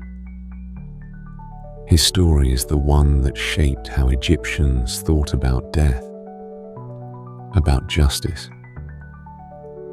about what it meant to be a good king, and about whether there was anything waiting on the other side. The story goes like this. In the beginning, Osiris ruled Egypt as a wise and gentle king. He taught the people agriculture. He gave them laws. He showed them how to worship the gods. Under his rule, the land was prosperous and the people were content. But Osiris had a brother named Set, and Set was jealous. Set was the god of chaos, storms, and the desert. He was not evil in the simple way that villains in modern stories are evil. He was wild, unpredictable, dangerous, but also necessary. The Egyptians understood that the world needed chaos as well as order, just as the desert existed alongside the river. Set was the force that tested everything. The question was whether order could survive the testing. Set devised a plan. He built a beautiful chest. Some versions call it a coffin, and brought it to a great feast. He announced that whoever fit perfectly inside the chest could keep it as a gift. One by one, the guests tried. None fit. Then Osiris lay down inside, and he fit perfectly, because Set had built it to his exact measurements. Before Osiris could rise, Set slammed the lid shut, sealed it with lead, and threw the chest into the Nile. Osiris drowned. The good king was dead, and chaos sat upon the throne. But the story was far from over. Osiris had a wife, his sister, Isis. And Isis refused to accept her husband's death. She searched the length of Egypt for his body. In the most common version of the myth, Set discovered that she had found it and flew into a rage. He tore Osiris's body into 14 pieces and scattered them across the land. Isis searched again. Piece by piece, with the help of her sister Nephthys, she recovered them all except one. His body was reassembled by Anubis, the jackal-headed god, who wrapped the broken king in linen and performed the first mummification in history. Through her magic, Isis briefly brought Osiris back to life, long enough to conceive a child, a son, the falcon-headed god Horus, who would grow up to challenge Set and reclaim his father's throne. But Osiris could not stay in the world of the living.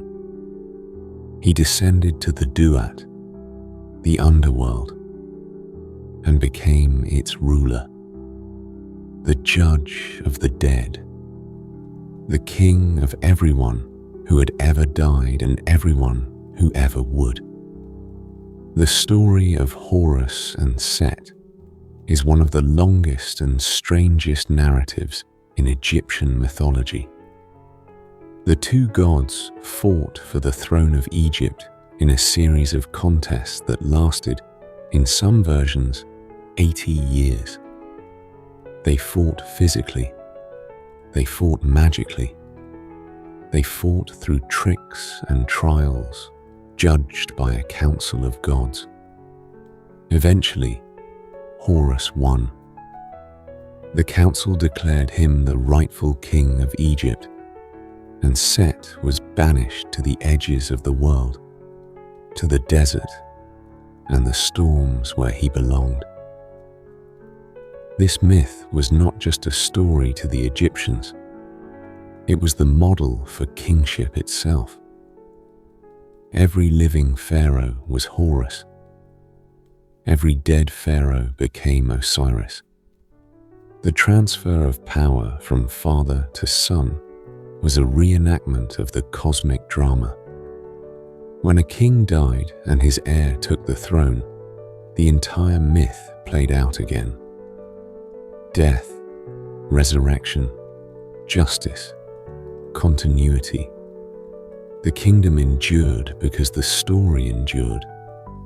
Among all the gods, few were as consistently present in the lives of ordinary Egyptians as Anubis. Anubis was the god of mummification and the dead. He was depicted as a man with the head of a jackal, or sometimes as a full jackal, sleek and black, lying alert on a shrine. The association with jackals probably came from observation. Jackals were scavengers. They were seen near cemeteries, prowling at the edges of burial sites. The Egyptians, with their gift for turning the natural world into something sacred, made the cemetery jackal into a guardian rather than a threat. According to the myth, Anubis performed the very first mummification on Osiris himself. He invented the rituals. He created the wrappings. He spoke the words that allowed the dead to pass safely into the next world. In later periods, after Osiris rose to prominence as the supreme god of the dead, Anubis became his assistant, the one who prepared the body, the one who guided the soul, the one who stood beside the great scales in the hall of judgment, ready to weigh the heart of the deceased against the feather of truth. And there was Thoth, the ibis-headed god of wisdom, writing, and knowledge. If Anubis prepared the dead for judgment, Thoth recorded the result. He stood with his palette and his reed pen, writing down whether the heart was light enough to pass. He was the divine scribe, the keeper of records, the inventor, the Egyptians believed, of language itself. Thoth was also a god of the moon, of mathematics, of medicine, and of magic. He was the god that other gods consulted when they needed to know something. He was the wisest figure in the entire pantheon, and the Egyptians treated wisdom with a reverence that ran deep through their culture. To be able to write was to share in Thoth's gift. To be a scribe was to walk in Thoth's footsteps. And to have your name written down was to exist, in some real sense, forever. Because words, the Egyptians believed, had power, real power, the power to create, to heal, to protect, and to destroy. The words of the gods were not metaphors, they were tools. And Thoth was the one who gave them to humanity. There were many other gods. Hathor, the cow-eared goddess of love and music and joy, who welcomed the dead into the afterlife. Sekhmet, the lion-headed goddess of war and plague, whose anger could destroy entire cities. Bastet, the cat goddess, gentle protector of home and family. Sobek, the crocodile god. Khnum, the ram-headed god who shaped children on his potter's wheel before they were born. Now, a question that visitors to Egypt have asked for centuries. Why did the Egyptians give their gods animal heads? They did not believe that the gods literally looked like people with animal heads. The animal form was symbolic. It expressed something essential about the god's nature. Anubis had the head of a jackal because jackals haunted the cemeteries. Thoth had the head of an ibis because the ibis was associated with wisdom and the moon. Horus had the head of a falcon because the falcon soared above everything, seeing all, missing nothing. The perfect symbol for a sky god and a king. The animals were not costumes. They were qualities made visible. When an Egyptian looked at a statue of Anubis, they did not see a man with a dog's head. They saw death made watchful, made protective, made present. The animal was the meaning, and the meaning was the god. Each god had temples, and the temples were not churches in the way we understand the word. Ordinary people did not gather inside them to pray. The inner sanctum was reserved for the priests, who attended to the god's statue daily in a ritual called the daily offering. Every morning before dawn, the chief priest would break the clay seal on the shrine door. He would open the doors and gaze upon the face of the god. He would prostrate himself. Then he would carefully remove the linen garments from the previous day, wash the statue with sacred water, anoint it with oils and perfumes, dress it in fresh linen, white for mourning, green and red for other rituals, and present food offerings: bread, beer, meat, fruit, flowers. He would burn incense to purify the air. He would chant hymns. Then he would close the shrine, reseal the door, and sweep his footprints away as he backed out of the room. No trace of the human visit should remain. The god's solitude was restored. This happened every day. In every major temple, for 3,000 years, ordinary Egyptians worshipped at the temple gates, at small shrines set into the outer walls, or at home. They kept small statues of household gods: Bes, the dwarf god who protected women in childbirth, and Taweret, the hippopotamus goddess who guarded pregnant mothers. They wore amulets.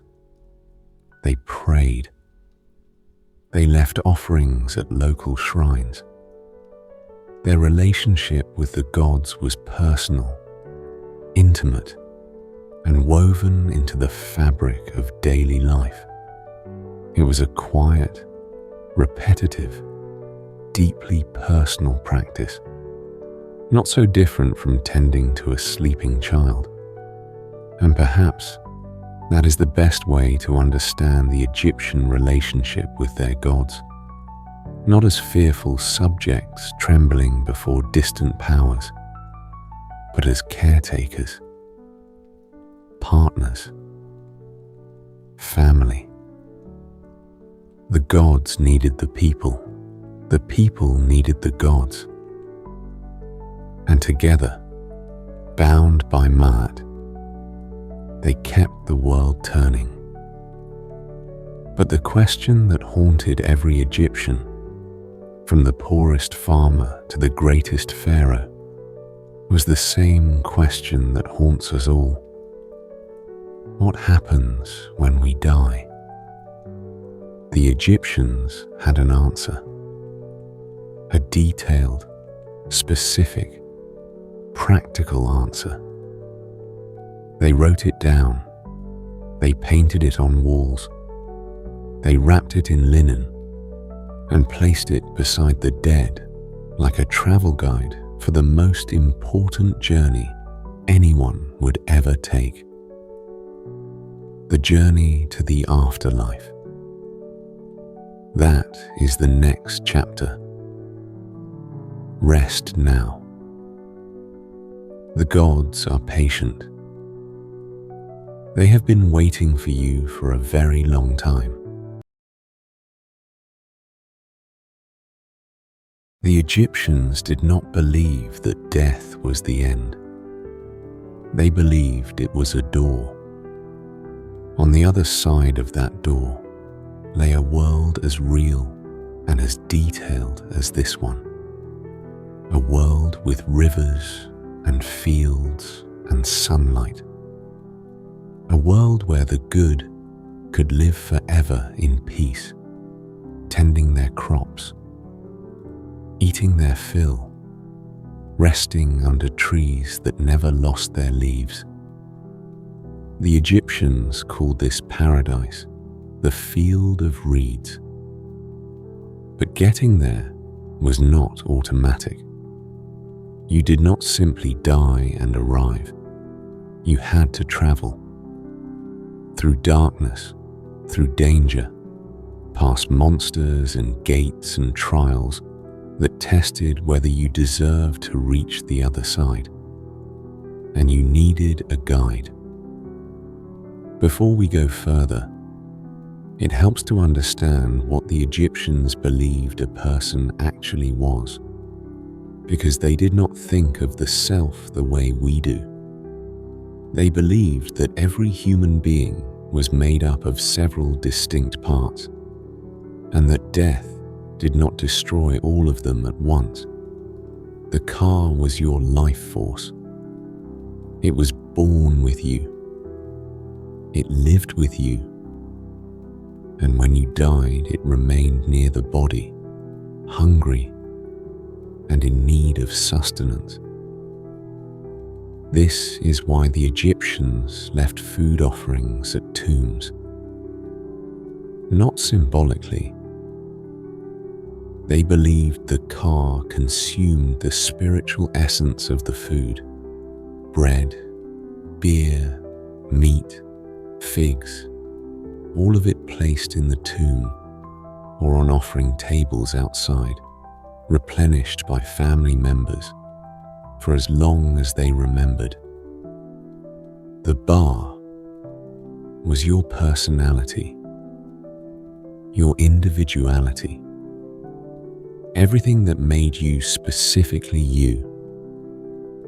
It was depicted as a bird with a human head, your head, and it could fly between the world of the living and the world of the dead. During the day, the Ba could leave the tomb, visit the places you had loved in life, feel the sun.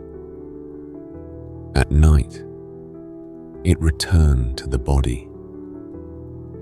There was also the AKH, the transfigured spirit that came into being when the Ka and the Ba were successfully reunited after death. The Akh was the form in which you existed in the afterlife. It was luminous, effective, powerful. To become an AKH was the goal of the entire funerary process. And there was your name, the Ren.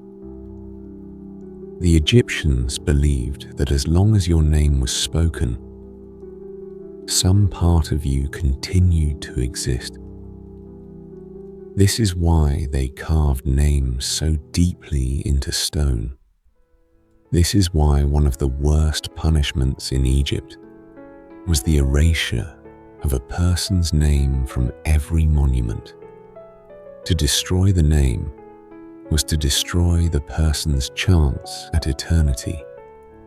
All of these parts needed to survive death, and all of them needed the body to anchor them.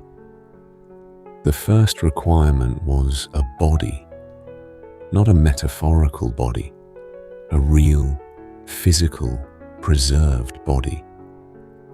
The Egyptians believed that your spirit, your KR, your life force and your BA, your personality, needed a physical home to return to.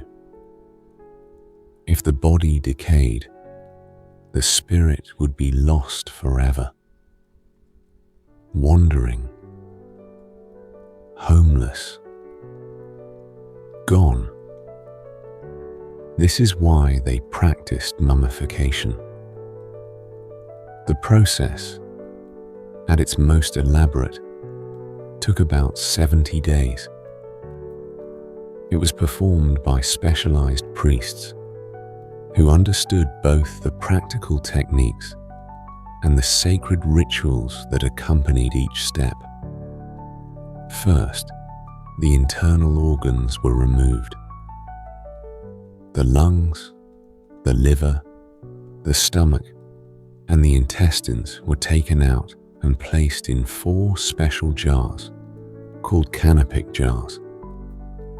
Each jar was protected by one of the 4 sons of Horus. Each son guarded a different organ. The brain was removed through the nose using long metal hooks. The Egyptians did not value the brain. They considered it unimportant. They threw it away. The heart, by contrast, was left inside the body. The heart was everything. It was the seat of thought, of memory, of emotion, of identity. You would need your heart for what came next. The body was then covered in natron, a natural salt found in the Egyptian desert, and left to dry for 40 days. The salt drew out all the moisture, preserving the flesh. After 40 days, the dried body was washed, anointed with oils and resins, and wrapped in hundreds of yards of linen bandages. Protective amulets were placed between the layers. Prayers were spoken over each wrapping. A mask was placed over the face. For the wealthy, this mask might be gilded or painted to resemble the deceased. For a pharaoh, it might be solid gold. The amulets tucked between the linen layers were not decorations. Each one had a specific purpose, a specific spell, a specific protection for the journey ahead. The heart scarab was placed over the chest to prevent the heart from testifying against its owner during the weighing. It was inscribed with a spell from the Book of the Dead. Do not stand as a witness against me. Do not oppose me in the tribunal. Do not tip the scales against me. The Djed pillar, shaped like a column with horizontal bands, represented stability and the backbone of Osiris. It was placed on the lower back of the mummy. The Eye of Horus, called the Wedjat, offered protection and healing. The knot of Isis protected the body. The headrest amulet kept the head from being separated from the body in the underworld. There were dozens of types. A wealthy burial might include over 100 amulets, each in its prescribed position, each made from the correct material: gold, lapis lazuli, carnelian, green feldspar, turquoise. Even the materials mattered. Green stones represented rebirth. Red stones represented the protective power of blood. And then, when the wrapping was complete and the mummy lay in its coffin, one final ceremony was performed. The most important ritual of all: the opening of the mouth. A priest, wearing the mask of Anubis, touched the mouth and eyes of the mummy, or its mask, with a special set of ritual tools: an adze blade, a passash kef knife, a finger-shaped instrument. With each touch, a spell was spoken. The purpose was to restore the senses, to give the dead person the ability to breathe, see, hear, eat, and speak in the afterlife. Without this ceremony, the mummy was just a preserved body. With it, the dead person became capable of living again in the next world. The ceremony was performed not only on mummies, but also on statues of the dead person. By opening the mouth of a statue, the Egyptians believed the Ka could inhabit it, could receive offerings through it, could look out from its stone eyes at the world it had left behind. But the body was only the vessel. The spirit needed something else for the journey ahead. It needed instructions. The Egyptians called their collection of funerary spells the Book of Coming Forth by Day. We know it as the Book of the Dead. It was not a single book. It was a collection of about 200 spells, written on papyrus scrolls and placed inside the coffin or tucked into the wrappings of the mummy. Different people had different selections. The wealthy could afford long, beautifully illustrated scrolls with dozens of spells.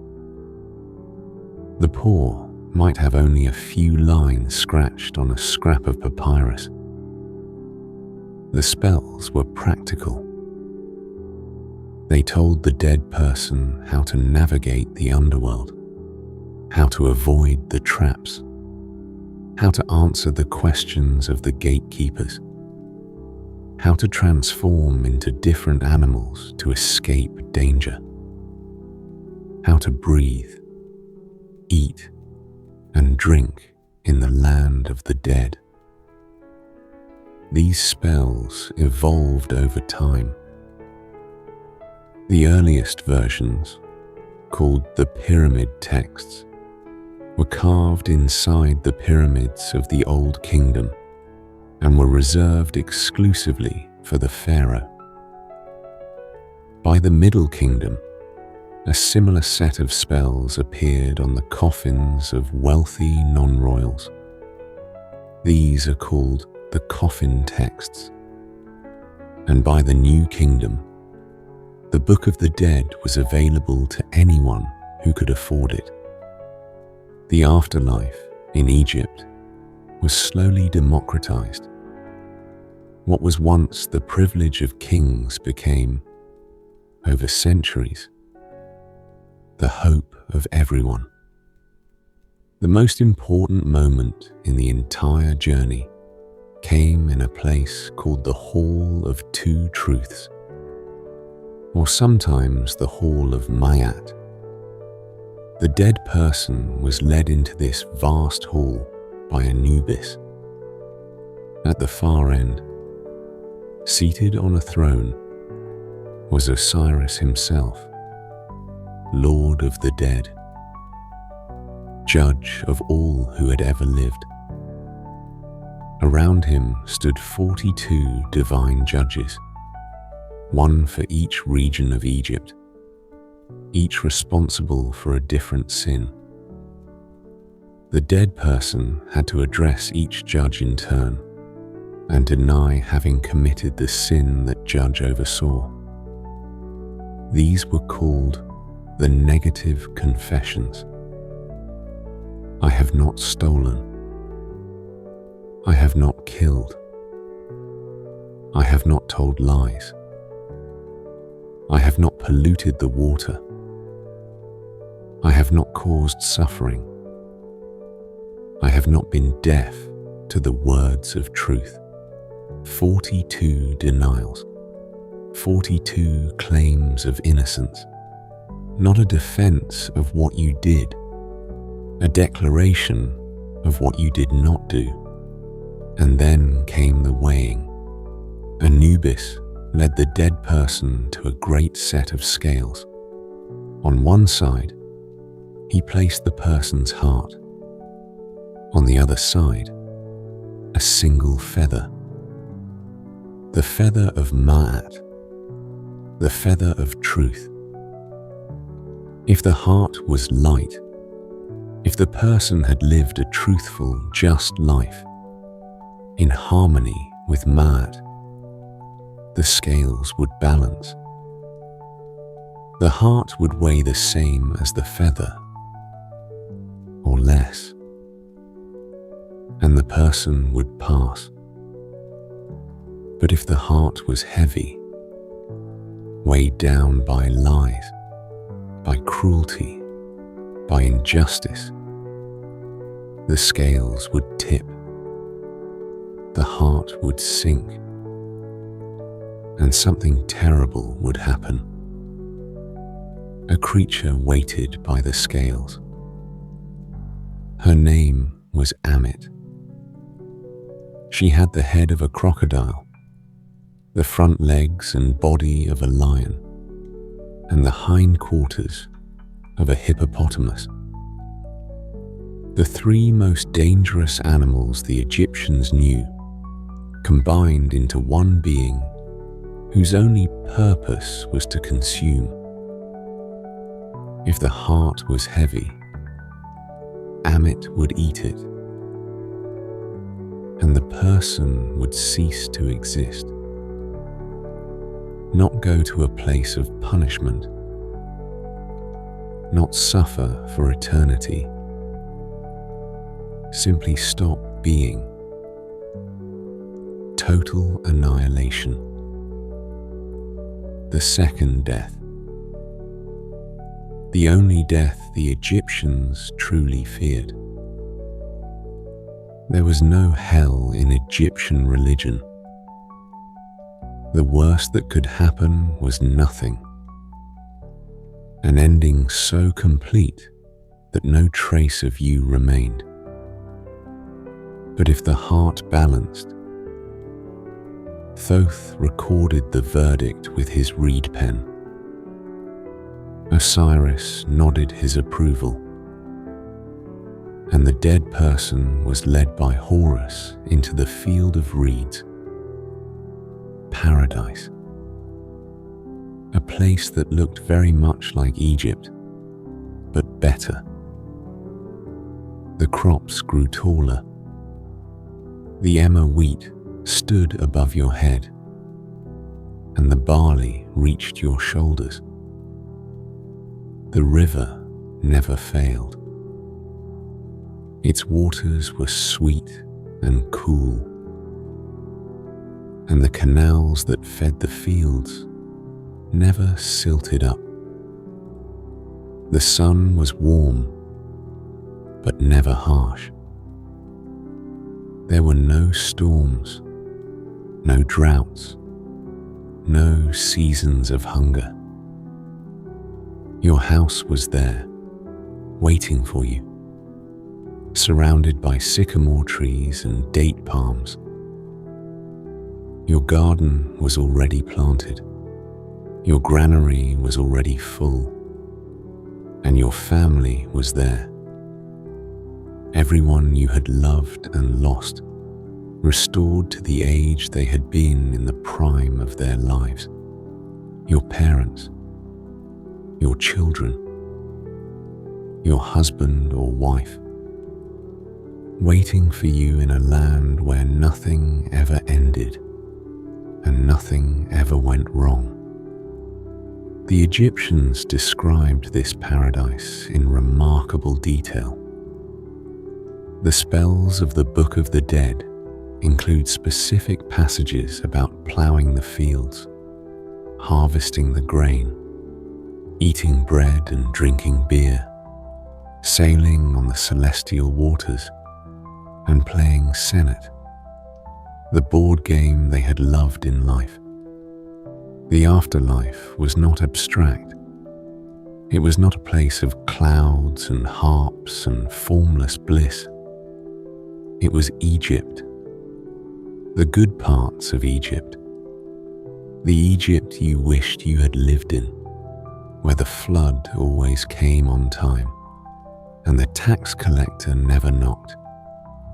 There is something profoundly gentle about that vision, something that suggests the Egyptians, for all their temples and their ceremonies and their elaborate rituals, wanted the same simple things that most people have always wanted: more time with the people they loved, a life that continues, a door that opens instead of closing. Of course, paradise still required work. Fields do not tend themselves, not even divine ones. And no one, not even a pharaoh, wanted to spend eternity pulling weeds. This is where the Shabti came in.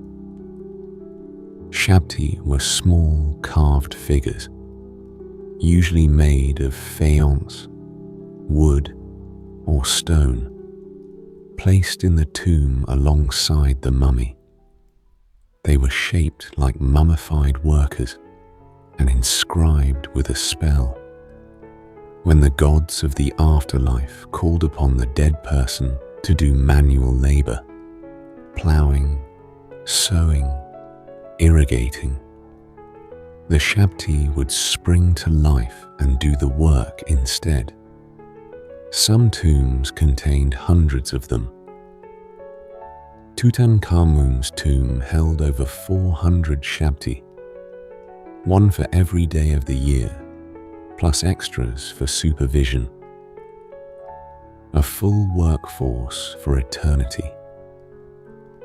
It is one of those details that makes the Egyptians feel very human. Even in paradise, they were trying to get out of chores. The tombs themselves were not gloomy places.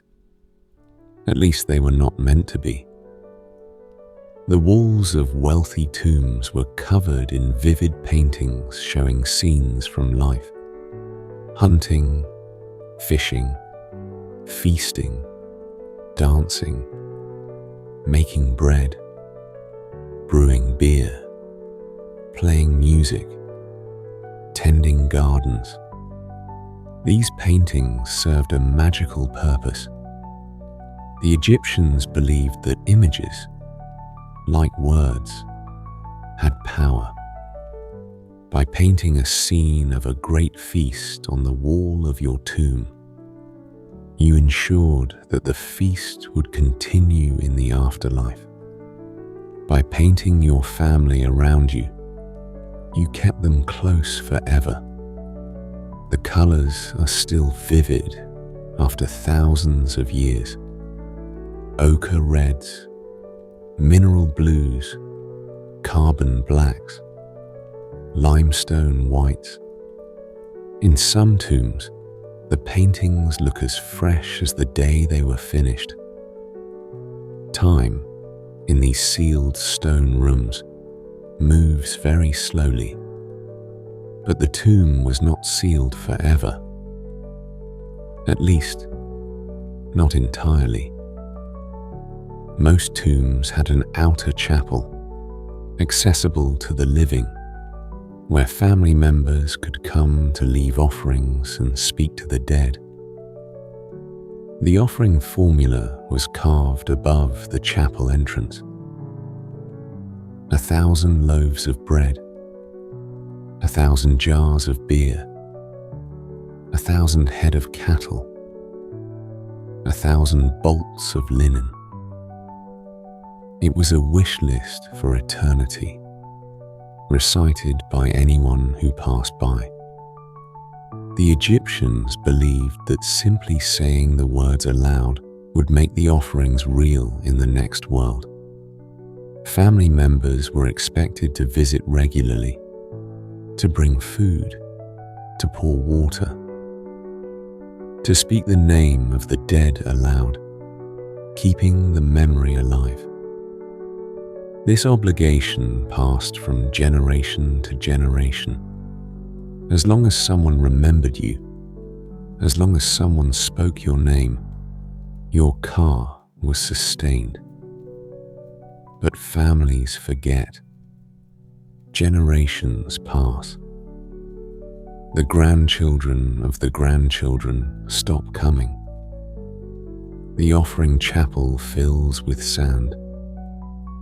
The name fades. This is why the Egyptians carved so deeply, why they wrote so large, why they built in stone instead of mud brick. They knew that memory was fragile. That love, however strong, could not be passed down forever. The stone had to do the work that memory could not. Not everyone could afford mummification and painted tombs. The wealthy and the powerful received the full treatment. The poor received simpler burials, sometimes just a body wrapped in linen and laid in a shallow pit. The desert sand, dry and hot, often preserved these bodies naturally, without any chemical treatment at all. Some of the oldest naturally preserved bodies in Egypt predate mummification by centuries. The Egyptians may have gotten the idea for mummification by observing what the desert did on its own. The sand was the first embalmer. The priests simply improved on nature's technique.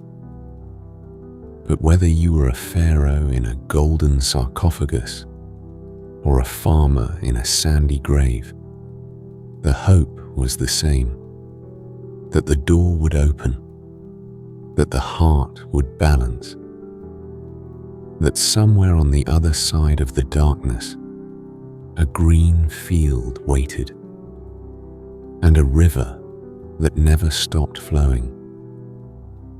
And that was the Egyptian afterlife. Not a reward for belief, not a punishment for sin. A journey, a test, a weighing of who you really were, measured not by what you said or what you owned, but by the weight of your heart. It is a beautiful idea. And tonight, as you lie here in the dark, perhaps it is a comforting one too. The thought that somewhere, in some version of the oldest story ever told, a field of reeds is waiting, and all you have to do to reach it is be light. Rest now. The golden age of Egypt is ahead. Pharaohs who built empires and temples that still stand. A woman who ruled as king. A warrior who fought the greatest battle of the ancient world. And a boy whose golden face became the most famous image in all of history. But first, sleep. The field of reeds will still be there in the morning. Egypt fell apart, and then Egypt put itself back together. This is the rhythm of Egyptian history, and you will hear it again before our story ends.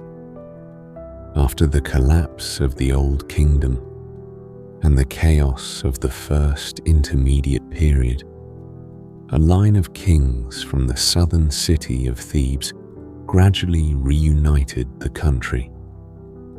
A pharaoh named Mentuhotep II, around 2055 before the Common Era, brought Upper and Lower Egypt back under a single crown. Historians call this the beginning of the Middle Kingdom. The Middle Kingdom lasted about 3 centuries. It was a time of great literature, fine art, and careful administration. But it too eventually weakened, and Egypt fell again. This time to foreign invaders from the east called the Hyksos, who established their own dynasty in the delta. The Hyksos were a Semitic-speaking people from the Levant. Their name comes from the Egyptian phrase Heka Kasawet, meaning rulers or foreign lands. They did not arrive as a single conquering army. They filtered into the delta over decades, settling, trading, intermarrying, gradually gaining power until they controlled the north entirely. And they brought something Egypt had never seen before: the horse-drawn chariot. The Egyptians of the Middle Kingdom fought on foot. The Hyksos fought from light, fast chariots that could outrun and outmaneuver infantry. They also brought the composite bow, which was more powerful and had greater range than the simple bows the Egyptians used. And they brought bronze weapons of superior quality. When the Egyptian princes of Thebes finally drove the Hyksos out, around 1550 before the Common Era, they kept the weapons. The chariot became the centerpiece of Egyptian military power for the next 5 centuries. The composite bow became standard. Egypt learned from its conquerors and turned their own tools against the world. It took about a century to drive them out, and when the Egyptians finally did, they were angry. They were unified, and they were determined that no one would ever humiliate them again. What followed was the most powerful period in Egyptian history: the New Kingdom. The New Kingdom began around 1550 before the Common Era and lasted nearly 500 years. It encompasses dynasties 18 through 20, and it produced more famous pharaohs than any other period. Hatshepsut, Thutmose III, Akhenaten, Tutankhamun, Ramesses II. Names that echo through history like footsteps in a stone corridor. The pharaohs of the New Kingdom were not content to sit in their palaces and wait for the Nile to flood. They looked outward. They built an empire. Egyptian armies marched north into the Levant, modern-day Syria, Lebanon, Israel, and Palestine. They pushed south into Nubia, the land beyond the first cataract. They established trade routes that stretched from the Mediterranean to the Red Sea, from the Euphrates to the deserts of Libya. Egypt was no longer just a river kingdom. It was a superpower. Among all the pharaohs of the New Kingdom, one of the most remarkable was a woman. Hatshepsut became regent for her young stepson, Thutmose III, around 1479 before the Common Era.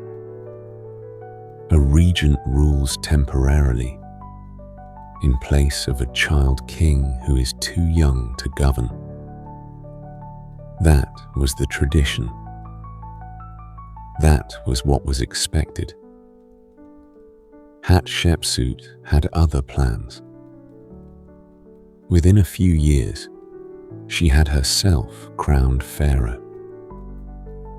Not queen, pharaoh. She wore the royal regalia, She was depicted in statues wearing the false beard of kingship. She took the full royal titulary. She ruled for approximately 21 years, one of the longest reigns of any woman who has ever held supreme power in any civilization. She was not a warrior queen. Her reign was defined by trade, building, and prosperity. She organized a famous expedition to the land of Punt, a distant trading partner whose exact location scholars still debate. The expedition brought back gold, incense, myrrh, ivory, and living myrrh trees, which were planted in the terraces of her magnificent mortuary temple at Deir el-Bahari. The Punt expedition was recorded in extraordinary detail on the walls of Deir el-Bahari. The carvings show the Egyptian ships arriving at Punt, meeting the local ruler and his famously obese wife, loading trade goods onto the ships, and returning home in triumph.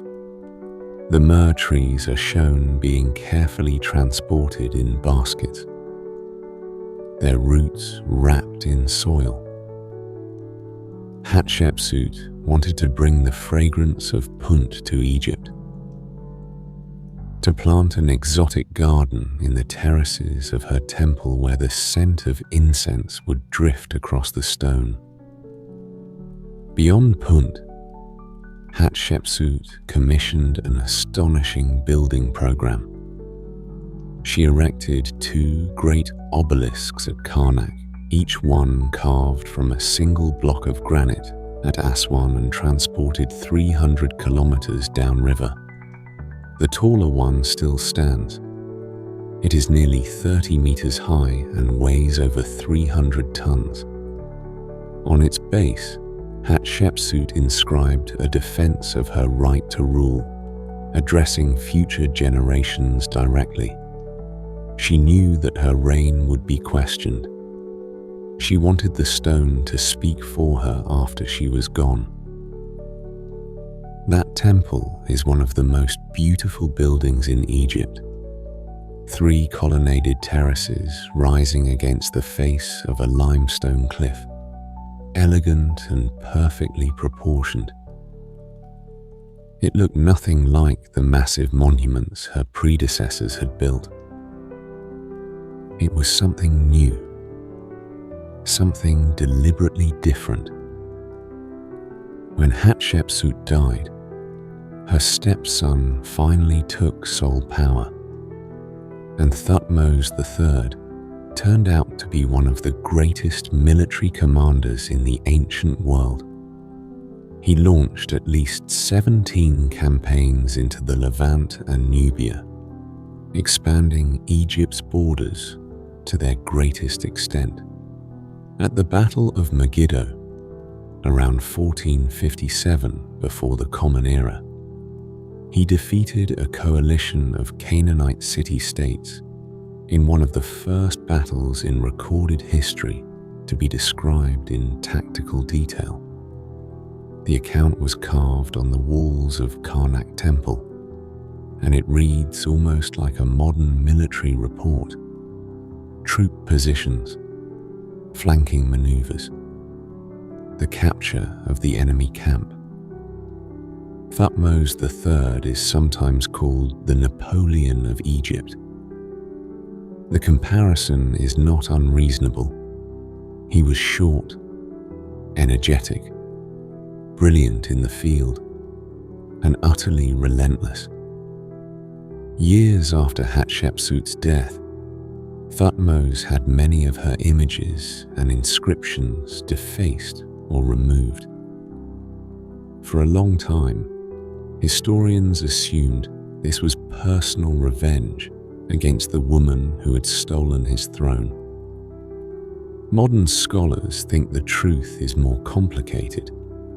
It may have been a political act designed to remove the precedent of a female pharaoh and ensure that the succession would follow the traditional male line. Not hatred. Housekeeping. The pharaohs of the New Kingdom made one other important change. They stopped building pyramids. After 3,000 years of pyramid tombs being systematically robbed, the New Kingdom pharaohs decided to hide their burials instead. They chose a remote, dry valley on the west bank of the Nile near Thebes, a valley surrounded by cliffs with only one narrow entrance, easy to guard. The Valley of the Kings. Here, teams of skilled workers carved elaborate tombs deep into the limestone bedrock. Long corridors descending into the earth, decorated with vivid paintings of the pharaoh's journey through the underworld. Multiple chambers for grave goods, canopic jars, and the sarcophagus itself. At least 63 tombs have been found in the valley. Most were robbed in antiquity, but the workers and the priests did their best. Guards were posted. Entrances were hidden. Rubble was piled over doorways to discourage intruders. It rarely worked. The treasures of the pharaohs were simply too tempting. Tomb robbery was a constant problem throughout Egyptian history, and the ancient records are full of trials and confessions from thieves who broke into the royal tombs. But one tomb, tucked beneath the rubble of a later construction project, escaped the robbers almost entirely. We will come to that tomb in a later chapter, and the boy king who lay inside it. The men who carved these royal tombs lived in a village nearby, on the west bank. It is called Deir el-Medina, and it is one of the most remarkable archaeological sites in Egypt, not because it is grand, but because it is ordinary. Deir el-Medina was a planned community, built specifically to house the tomb workers and their families.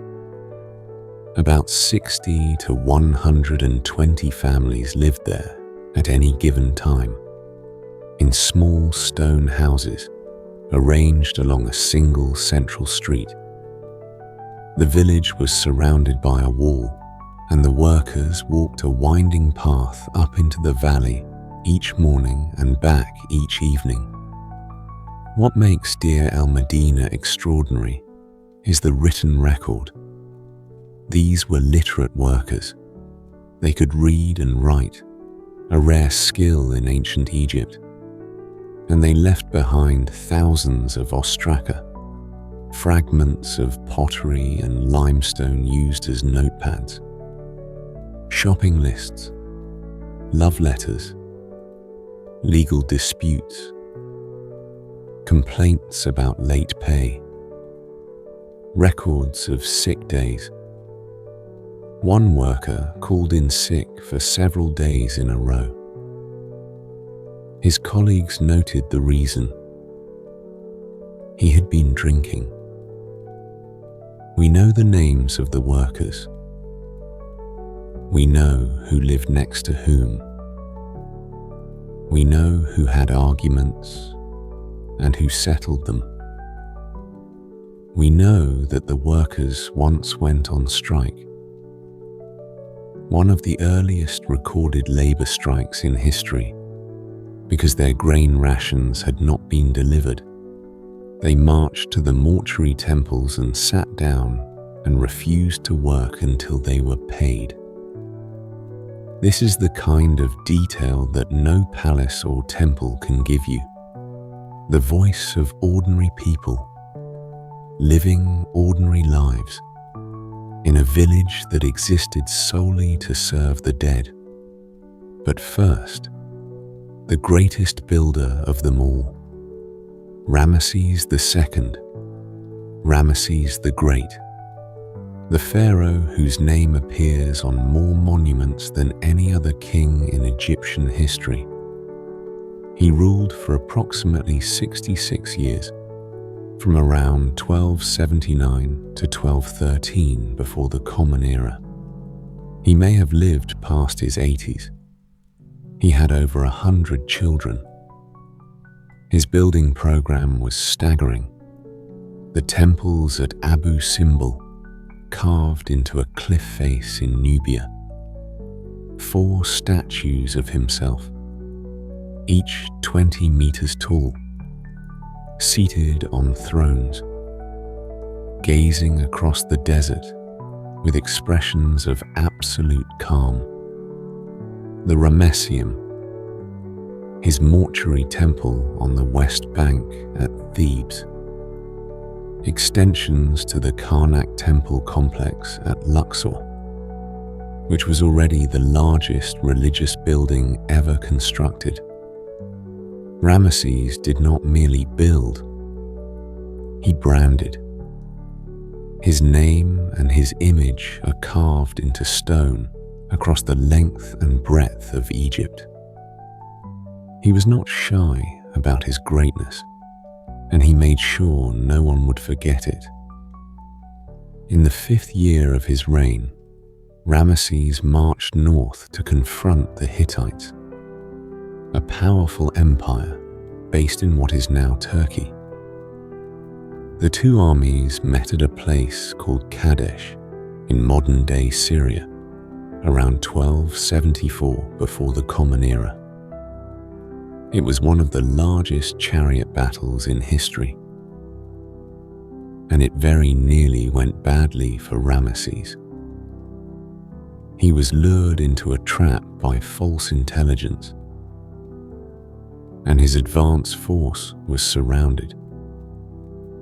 Only the timely arrival of reinforcements saved him from disaster. The battle ended in what most historians consider a draw. Neither side could claim a decisive victory.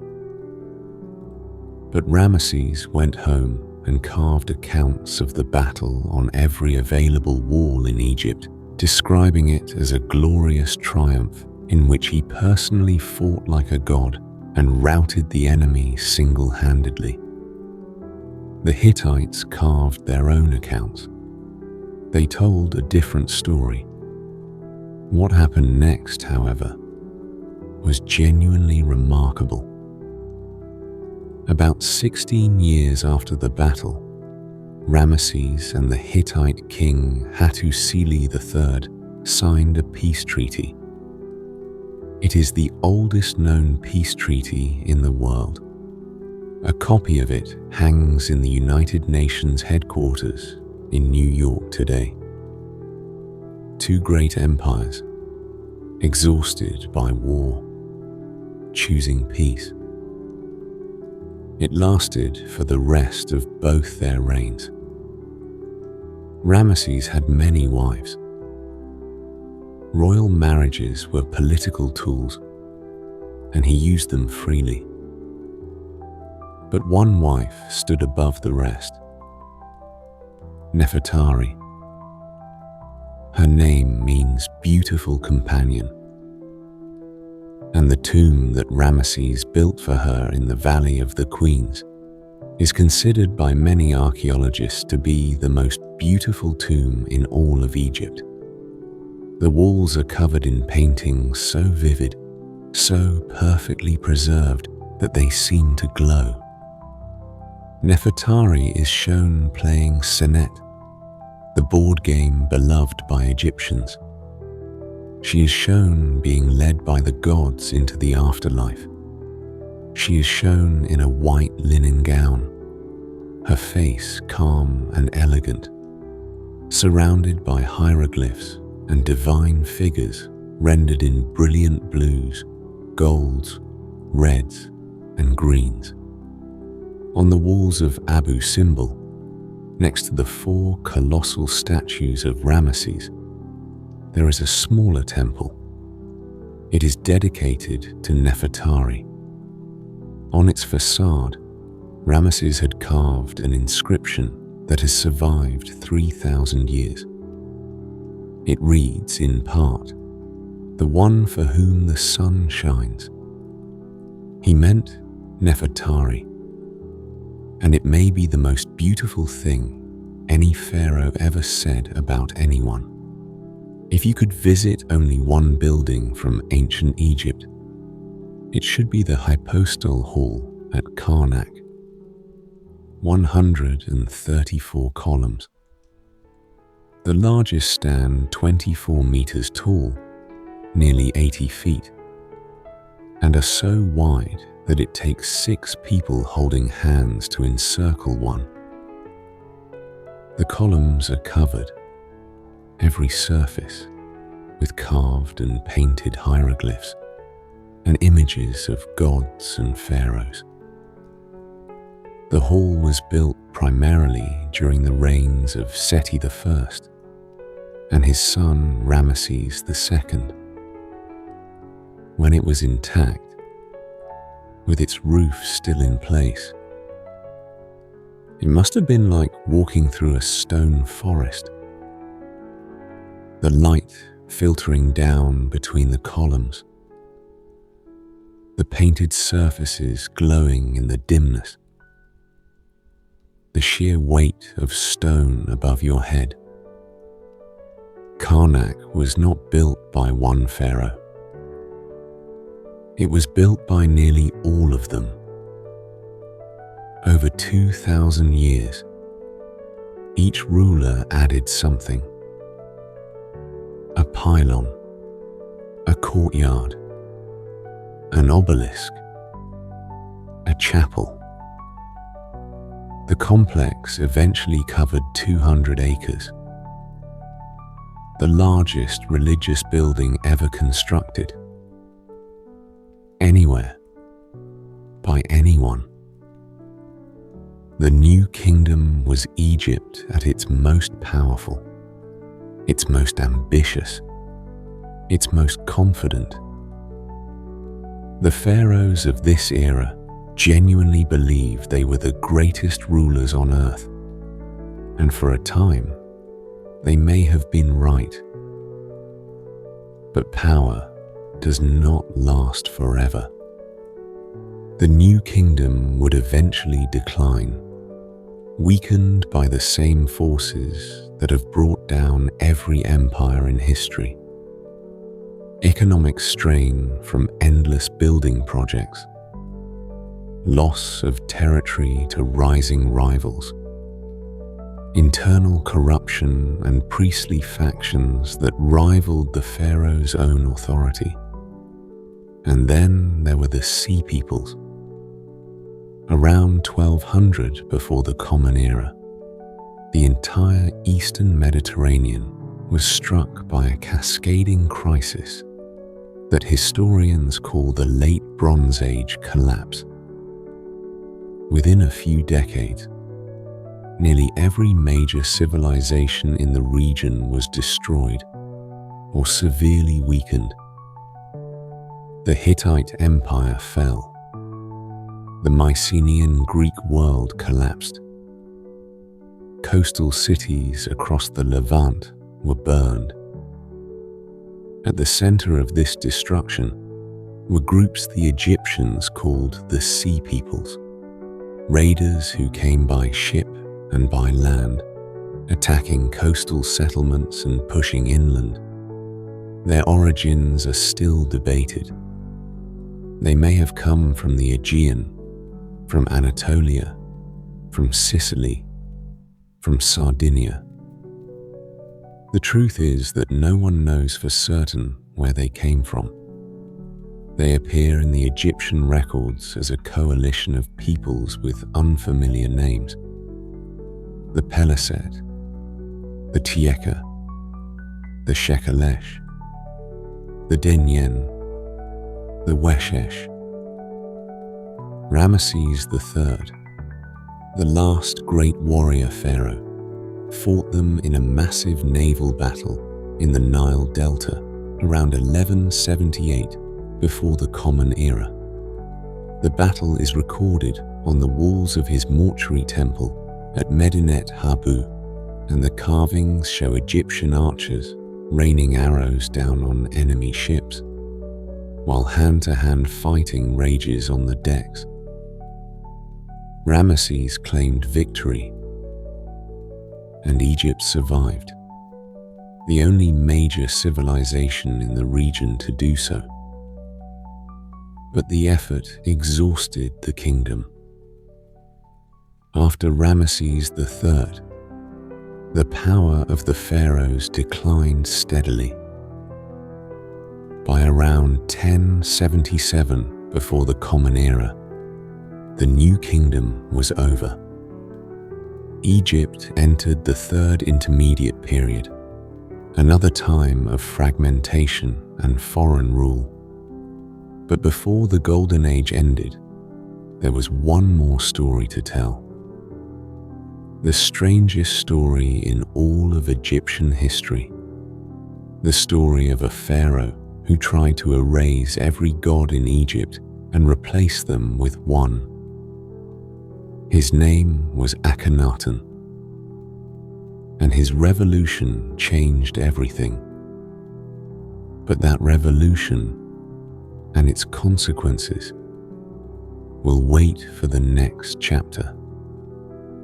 For now, let the columns of Karnak stand in your imagination. Let the statues of Ramesses gaze into the distance. Let the river carry you forward as it always does, slowly and without hurry. Every civilization has its rebel, the one who looks at everything that came before and says, "No, not this. Something else, something new." In Egypt, that rebel was a pharaoh, and his rebellion was not political, it was religious. He looked at the hundreds of gods his ancestors had worshipped for 15 centuries and decided that all of them were wrong. All of them except one. His original name was Amenhotep IV. He was the son of Amenhotep III, one of the wealthiest and most powerful pharaohs of the New Kingdom. He came to the throne around 1353 before the Common Era, and within a few years, he had turned Egyptian religion upside down. He changed his name. Amenhotep meant Amun is satisfied. He rejected that name and everything it represented. He called himself Akhenaten, effective for the Aten. The Aten was the sun disk, not Ra, the traditional sun god with his falcon head and his mythological battles in the underworld. Just the disk itself. The visible circle of light in the sky. No face, no body, no stories, just light. And then Akhenaten did something that shocked the entire kingdom. He closed the temples. The temples of Amun at Karnak, the most powerful religious institution in Egypt, were shut down. Their revenues were redirected to the Aten. The priests of Amun who had accumulated enormous wealth and political influence over centuries, were stripped of their positions. Akhenaten sent workers across the country to chisel the name of Amun off every monument they could find. Doorways, columns, obelisks, tomb walls. Wherever the name appeared, it was erased. The other gods were demoted too. Set, Osiris, Isis, Anubis, all of them. The entire pantheon that had sustained Egyptian civilization for over 1,000 years, pushed aside in favor of a single featureless disk of light. It was the closest thing to monotheism the ancient world had ever seen. One God, one truth. Everything else was false. Akhenaten did not stop at changing the religion. He built an entirely new capital city. He chose a spot in Middle Egypt where no city had ever stood before. Virgin ground, untouched by any previous god or king. He called it Akhetaten, the horizon of the Aten. Today, we call it Amarna. The city was built from scratch in just a few years. Temples opened to the sky, so the Atene's light could reach every corner. Palaces, administrative buildings, workers' housing, a royal tomb carved into the eastern cliffs. Everything designed around the worship of a single god. At its peak, perhaps 30,000 people lived there. Courtiers, priests of the new religion, artisans, soldiers, servants. They had followed their pharaoh into the desert to build his dream. The art of Akhenaten's reign was as radical as his religion. For 15 centuries, Egyptian art had followed strict conventions. Pharaohs were depicted as idealized, powerful figures. Broad shoulders, strong legs, calm faces. The proportions were fixed. The poses were traditional. Art served Maat. It showed the world as it was supposed to be, not necessarily as it was. Akhenaten threw all of this away. In the Amarna style, he was depicted with an elongated face, a thin neck, a swollen belly, wide hips, and spindly limbs.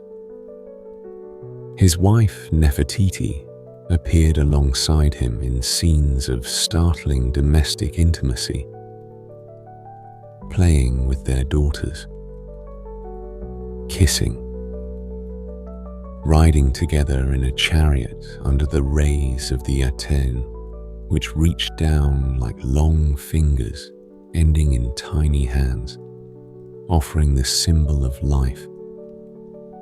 No pharaoh had ever been shown like this. Relaxed, tender, human.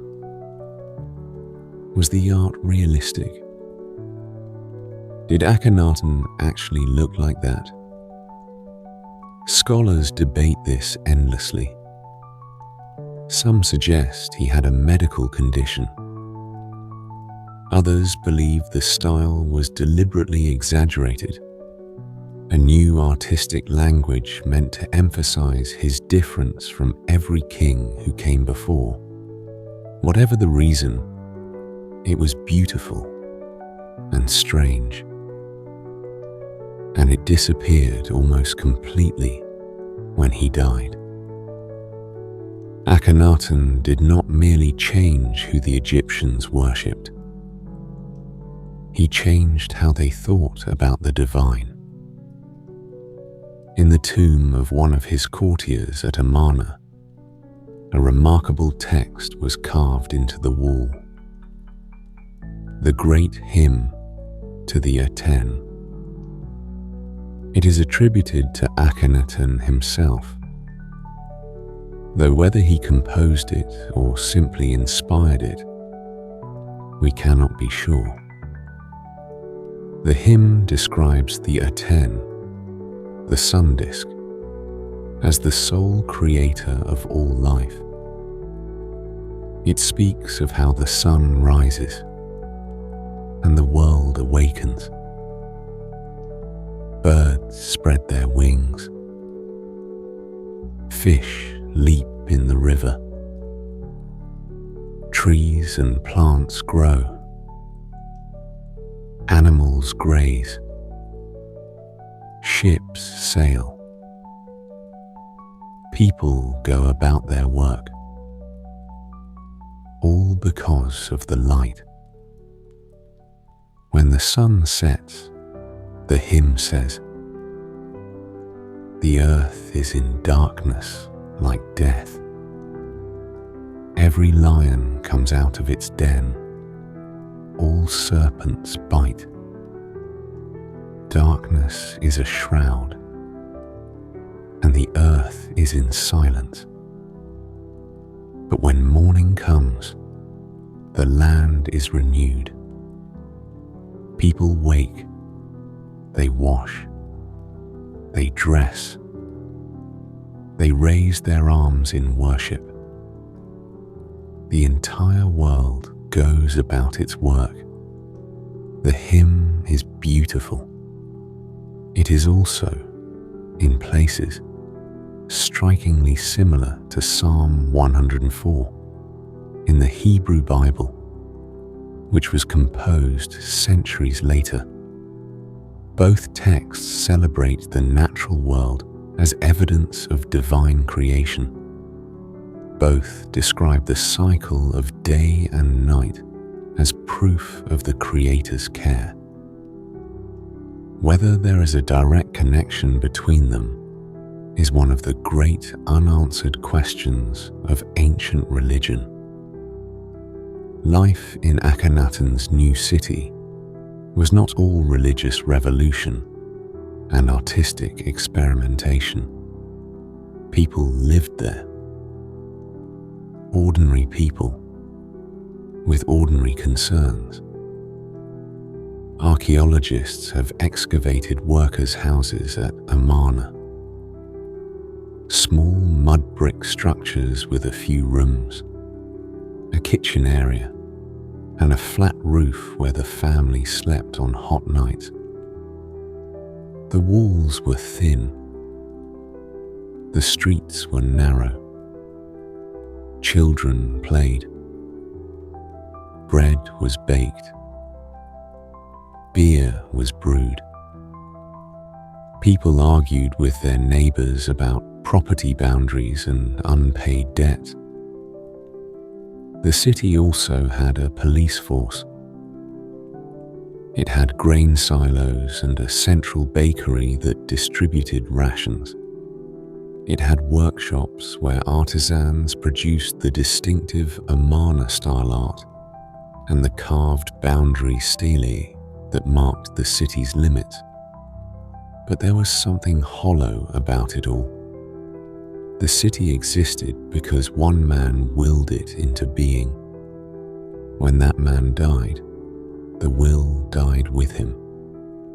Akhenaten was abandoned within a few years of Akhenaten's death. The people left.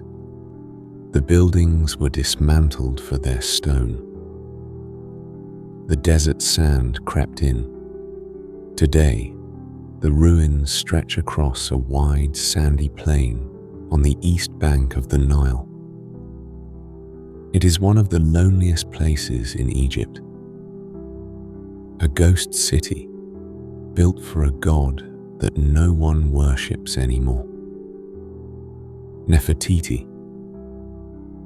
Her name means the beautiful one has come, and the painted limestone bust that bears her image, discovered in 1912 in the ruins of an Amarna sculptor's workshop, has become one of the most recognizable works of art in the world.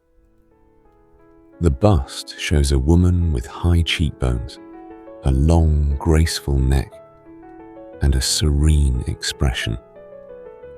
One eye is intact, dark and clear. The other is missing, never completed, or perhaps deliberately left blank.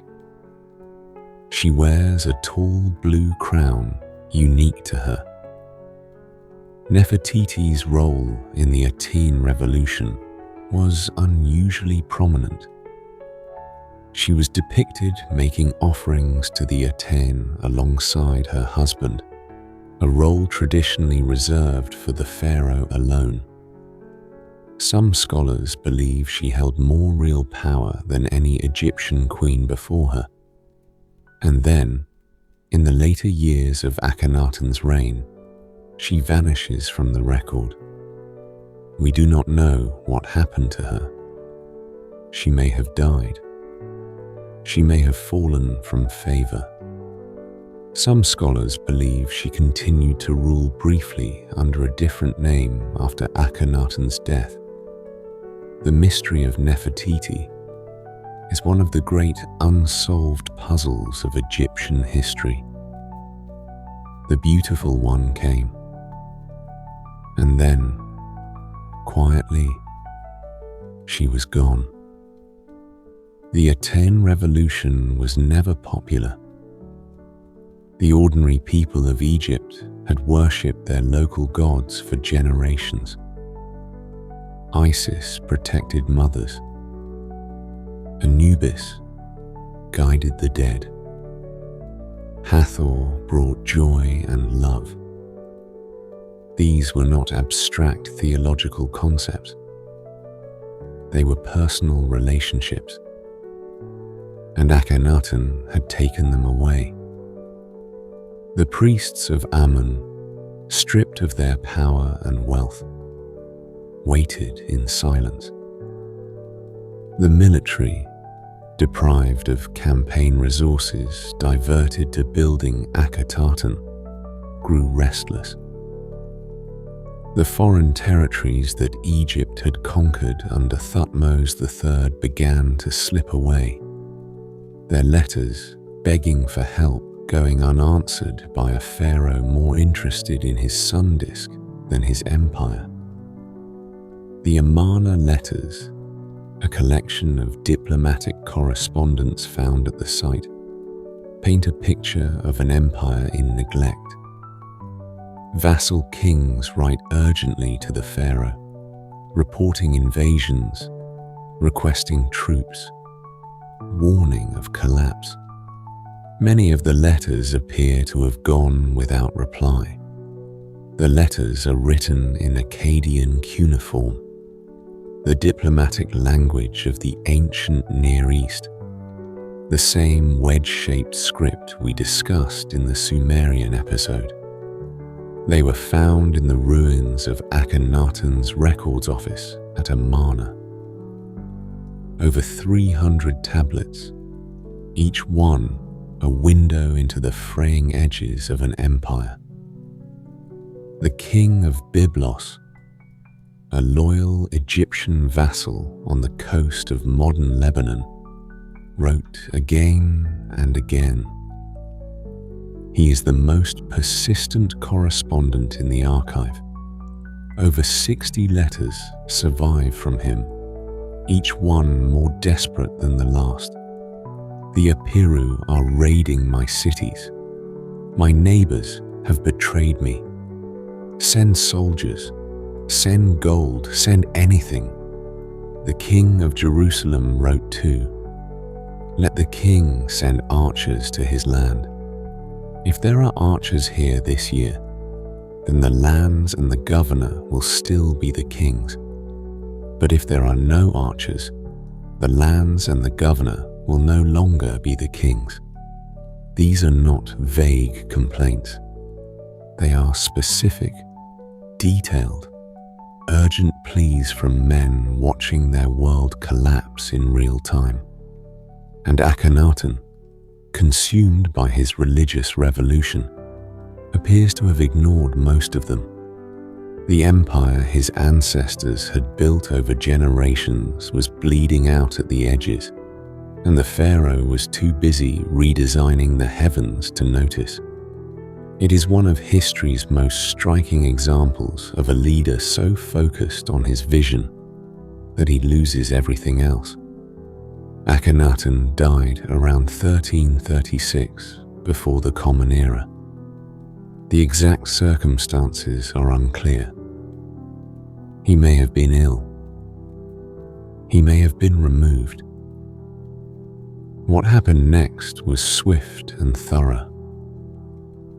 His successor, after a brief and murky transitional reign, was a boy, a child of about 9 years old.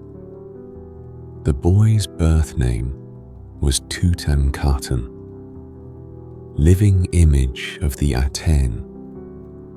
One of his first acts as pharaoh was to change his name. He became Tutankhamun, living image of Amun.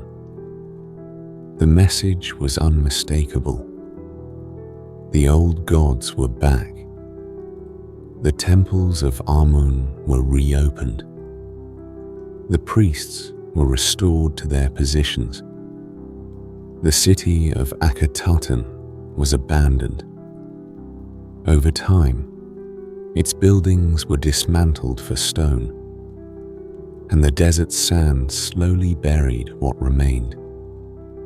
Akhenaten's name was chiseled off the king lists. Later records skipped directly from his father to his successors, as if he had never existed. The heretic was erased, as thoroughly as he had tried to erase the gods before him.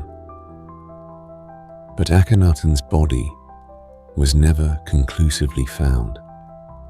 In 1907, a team led by the American archaeologist Edward Ayrton discovered a small damaged tomb in the Valley of the Kings, designated KV55. Inside was a single coffin, its gold face ripped off, its inscriptions partially erased. The mummy inside was in poor condition, and the identification of the body has been debated for over a century. DNA analysis, published in 2010, suggests the body may be Akhenaten himself. The evidence is complex and not universally accepted. Some scholars believe it is Smenkhkare, a shadowy figure who may have briefly co-ruled with Akhenaten or succeeded him. The face of the coffin had been deliberately destroyed. Someone wanted to erase the identity of the person inside, to deny them the recognition they needed for the afterlife. If it is Akhenaten, the irony is almost unbearable. The man who tried to erase the names of the old gods had his own name and face erased from his own coffin. The weapon he used against others was turned against him. In Egypt, destroying someone's name was the ultimate punishment. It meant that their Kea would wander homeless, that their bar could not find them, that they would cease to exist. It was, in Egyptian terms, the real death. The second death. The one from which there was no return. But the ruins of his city remain. and the questions he raised have never quite been answered. Was Akhenaten a visionary, a prophet of monotheism, centuries before the idea took root in other cultures? Sigmund Freud thought so. He argued that Akhenaten's religion influenced Moses, and through him, all of Judaism, Christianity, and Islam. Most modern scholars consider this unlikely, or at least unprovable. But the coincidence is striking. One God, one truth, no graven images. Or was Akhenaten simply a political operator who used religion to break the power of the Amun priesthood and concentrate authority in his own hands? A calculated move dressed in spiritual language? Or was he something else entirely? A genuine mystic who looked at the sun and saw the face of the only God worth worshipping? A man who loved truth so much that he destroyed everything comfortable and familiar in pursuit of it? We do not know. We will never know. The desert keeps its secrets. But his son, the boy king who restored the old gods and died before he was 20, would become the most famous pharaoh in history. Not for what he did in life, but for what was buried with him in death. That is the next chapter. And it begins with a man named Howard Carter, standing in a dark corridor in the Valley of the Kings, holding a candle and whispering the most famous words in archaeology. November 4th, 1922. A water boy working for a British archaeological expedition in the Valley of the Kings stumbles on something. A step cut into the bedrock, hidden beneath the rubble of a later construction project. A step that leads down. The archaeologist in charge is a man named Howard Carter. He has been searching the Valley of the Kings for years, funded by a wealthy English aristocrat named Lord Carnarvon. Season after season, they have found nothing. Carnarvon is losing patience.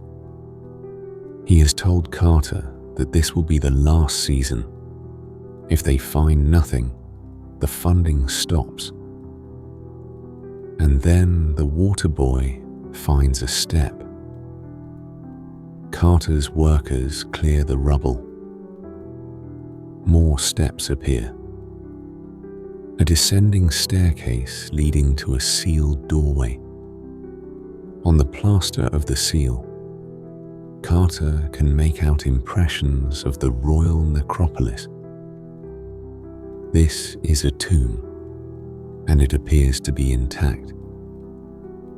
Carter sends a telegram to Lord Carnarvon in England. At last have made wonderful discovery in Valley. A magnificent tomb with seals intact. Recovered, same for your arrival. Congratulations. Then he waits. For 3 agonizing weeks, he waits for Carnarvon to travel from England to Luxor, the rubble piled back over the staircase to protect it from thieves. 3 weeks of knowing what lies below and not being able to look. On November 26th, Carter and Carnarvon stood together at the end of a corridor, facing a second sealed doorway. Carter made a small hole in the upper corner, and held up a candle. Hot air rushed out from the sealed chamber, causing the candle flame to flicker. Carter leaned forward and peered through the hole. Carnarvon, standing behind him, could no longer bear the suspense. "Can you see anything?" he asked. Carter's reply became the most famous words in the history of archaeology. "Yes," he said. "Wonderful things." Howard Carter was not a lucky man who stumbled upon a treasure. He was a methodical, stubborn, often difficult man who had spent years searching when everyone else told him to stop. Carter had first come to Egypt as a young artist, hired to copy the paintings in ancient tombs. He taught himself archaeology. He learned Arabic. He spent 17 years working in the Valley of the Kings, meticulously mapping every square meter, keeping detailed notes on every rock and every piece of rubble. By 1922, he had exhausted almost every corner of the valley. The only section left was a triangle of ground near the entrance to the tomb of Ramesses VI, covered in ancient workers' huts. Nobody expected to find anything there. The area had been used as a construction camp 3,000 years ago and was assumed to be barren. Lord Carnarvon, who had been funding the excavation for years, told Carter that the current season would be the last. The money was running out. If nothing was found, the project would end. Carter asked for one more season. Just one. He would dig beneath the workers' huts. It was the last place left. Carnarvon agreed, and on November 4th, 1922, the water boy found the step. What Carter saw in the flickering candlelight was a room filled with gold. Golden couches in the shape of animals. Golden chariots. Golden shrines. Statues of the Pharaoh. Chests of jewelry. Vases of alabaster.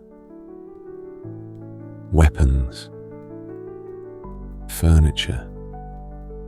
Food. Wine. Everything a young king might need in the afterlife. Packed into a space barely larger than a living room.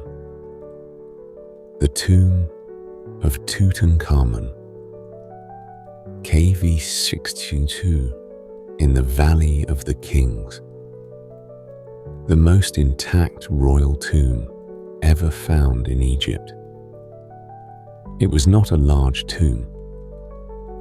Compared to the vast corridors and chambers carved for pharaohs like Ramesses II, Tutankhamun's tomb was modest. 4 small rooms. Many scholars believe it was not originally intended for a king at all, but was hastily repurposed when the young pharaoh died unexpectedly. But what it lacked in size, it made up for in content. Over 5,000 objects. It took Carter and his team 10 years to catalogue and remove them all, working with painstaking care, photographing and recording every item before it was touched. Among the thousands of objects, some stand out not for their gold, but for their humanity. There was a golden throne, its back panel inlaid with a scene of Tutankhamun's young wife, Ankhesenamun, adjusting his collar. The style is Amarna, the lingering influence of his father's artistic revolution, and the tenderness of the gesture has moved visitors for a century. A young woman reaching toward a young man, both of them teenagers, both of them royal, both of them doomed. There were 6 chariots, disassembled to fit through the narrow corridors. There were bows, arrows, and throwing sticks, the weapons of a king who loved to hunt. There were board games, Senate boards with carved pieces, the same game his ancestors had played for 1,000 years. There were sandals, perfectly preserved, some decorated with images of Egypt's enemies, so that the Pharaoh could symbolically tread on his foes with every step. There were jars of wine, labeled with the vineyard, the vintage, and the winemaker's name. There were baskets of preserved food. There were linen garments, some still folded. There was a lock of hair, carefully wrapped and placed in a miniature coffin, identified by inscription as belonging to Tutankhamun's grandmother, Queen Tiye.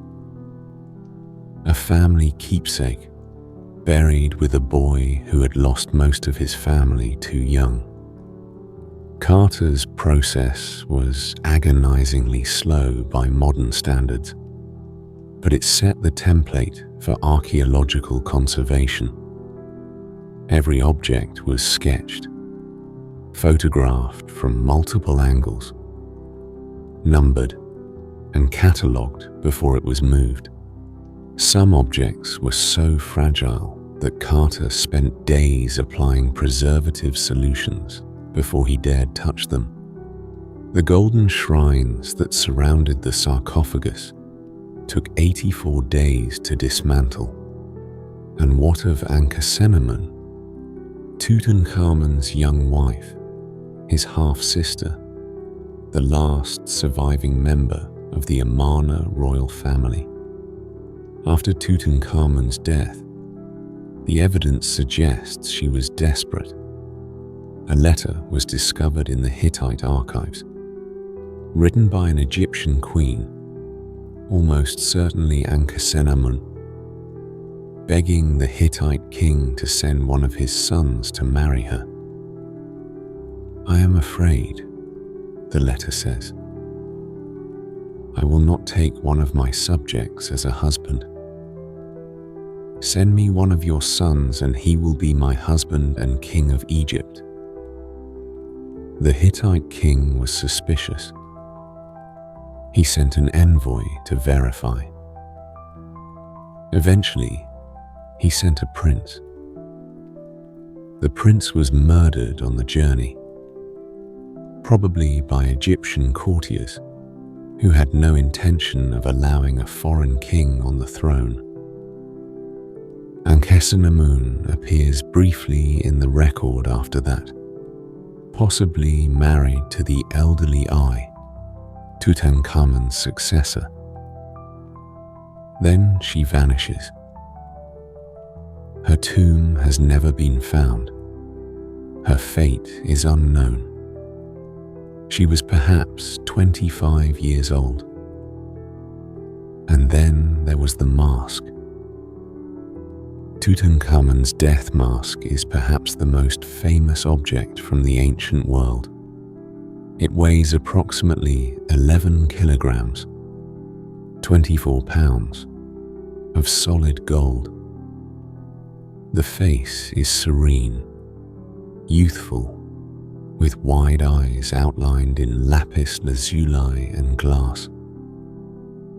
A striped headdress frames the face, and a vulture and cobra rise from the forehead, symbols of Upper and Lower Egypt united.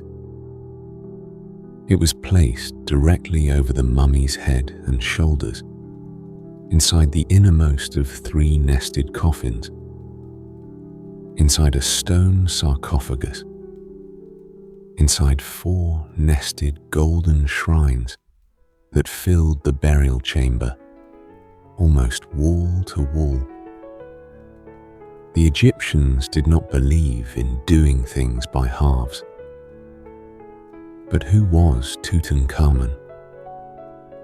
Behind the gold and the fame, who was the boy inside the mask? He was young. He became Pharaoh at approximately 9 years old and died at approximately 19. DNA analysis published in 2010 confirmed that he was the son of Akhenaten, the heretic pharaoh from the previous chapter, and one of Akhenaten's sisters. His parents were siblings. This inbreeding took a toll. Tutankhamun had a club foot. He walked with a cane. Over 130 walking sticks were found in his tomb, confirming what his bones already told us. He also had malaria. Multiple strains of the malaria parasite were found in his mummified remains. His reign was historically unremarkable. He was a child, guided by powerful advisors. His most significant act was restoring the traditional religion that his father had tried to destroy.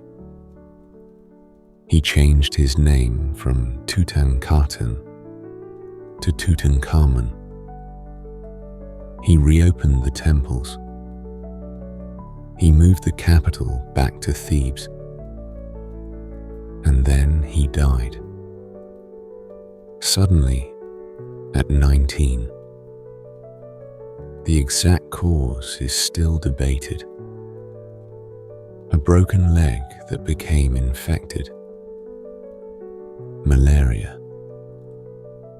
Bone disease.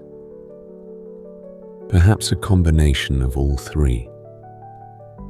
Some older theories suggested murder, based on what appeared to be a hole in his skull.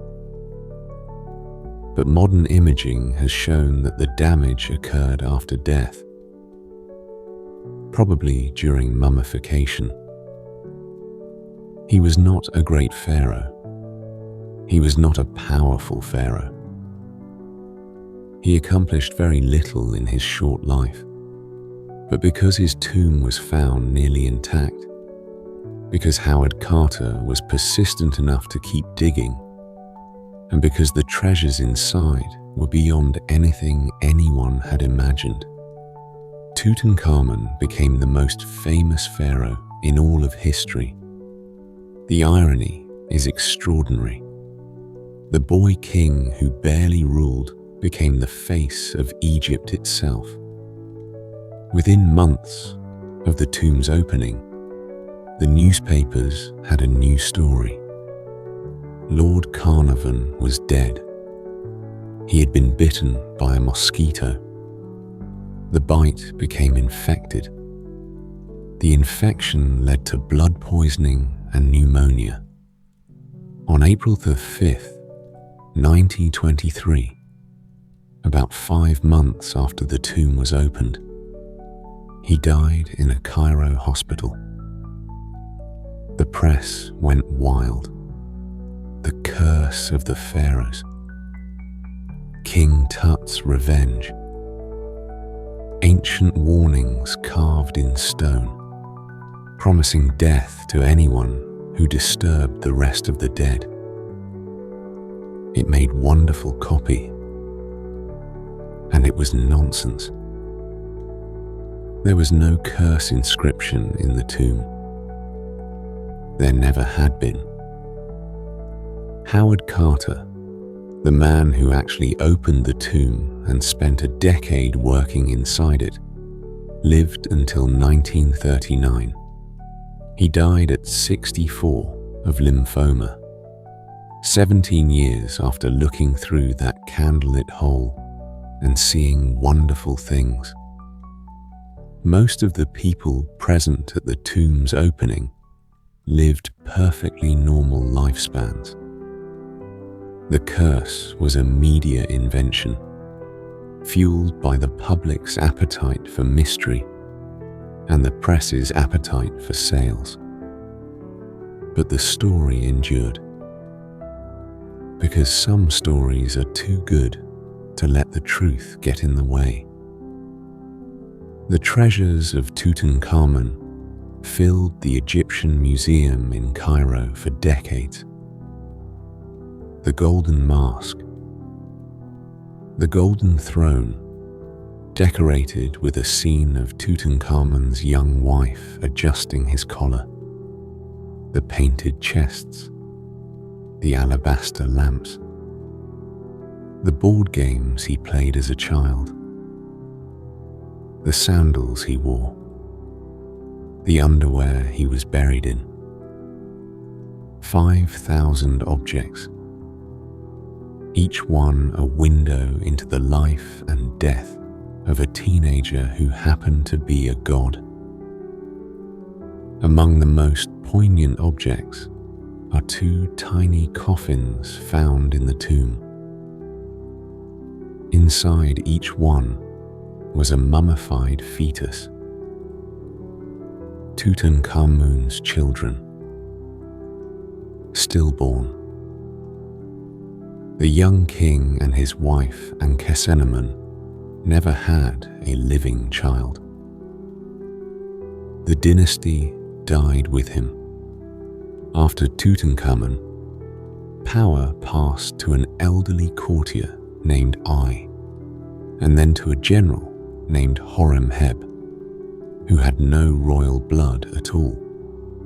The 18th dynasty, the most famous dynasty in Egyptian history, ended not with a bang, but with a boy who died too young, and 2 tiny coffins buried in the dark. Today, Tutankhamun's mummy lies in the Valley of the Kings, in a climate-controlled case inside his tomb. Most of his treasures have been moved to the Grand Egyptian Museum near the pyramids at Giza, the largest archaeological museum in the world. Millions of people have stood before his golden mask. Millions more will. And every one of them is standing before the face of a 19-year-old boy who lived 3,300 years ago, who walked with a cane, who played board games, who restored the gods his father tried to erase, and who died before he had a chance to become the man he might have been.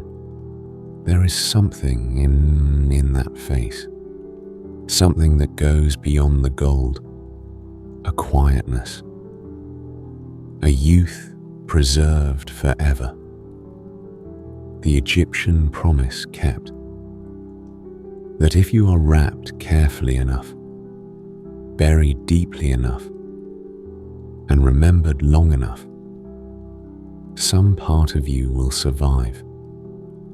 Rest now.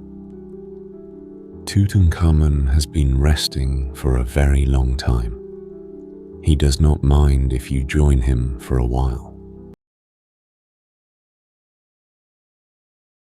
There is a fact about Cleopatra that changes the way you see all of Egyptian history. And here it is. Cleopatra lived closer in time to the moon landing than to the building of the Great Pyramid. Let that settle for a moment. The Great Pyramid was built around 2560 before the Common Era. Cleopatra died in 30 before the Common Era. The moon landing was in 1969 of the Common Era. The gap between Cleopatra and the pyramids is about 2,500 years. The gap between Cleopatra and the moon landing is about 2,000 years. The civilization we have been talking about in this episode lasted that long. From the first pharaoh to the last, more time passed than separates us from the Roman Empire. Egyptian civilization was so old that it was already ancient when Cleopatra was born. And Cleopatra was not even Egyptian. She was Greek, Macedonian Greek, to be precise. A descendant of Ptolemy I, one of the generals of Alexander the Great. When Alexander died in 323 before the Common Era, his vast empire was divided among his commanders.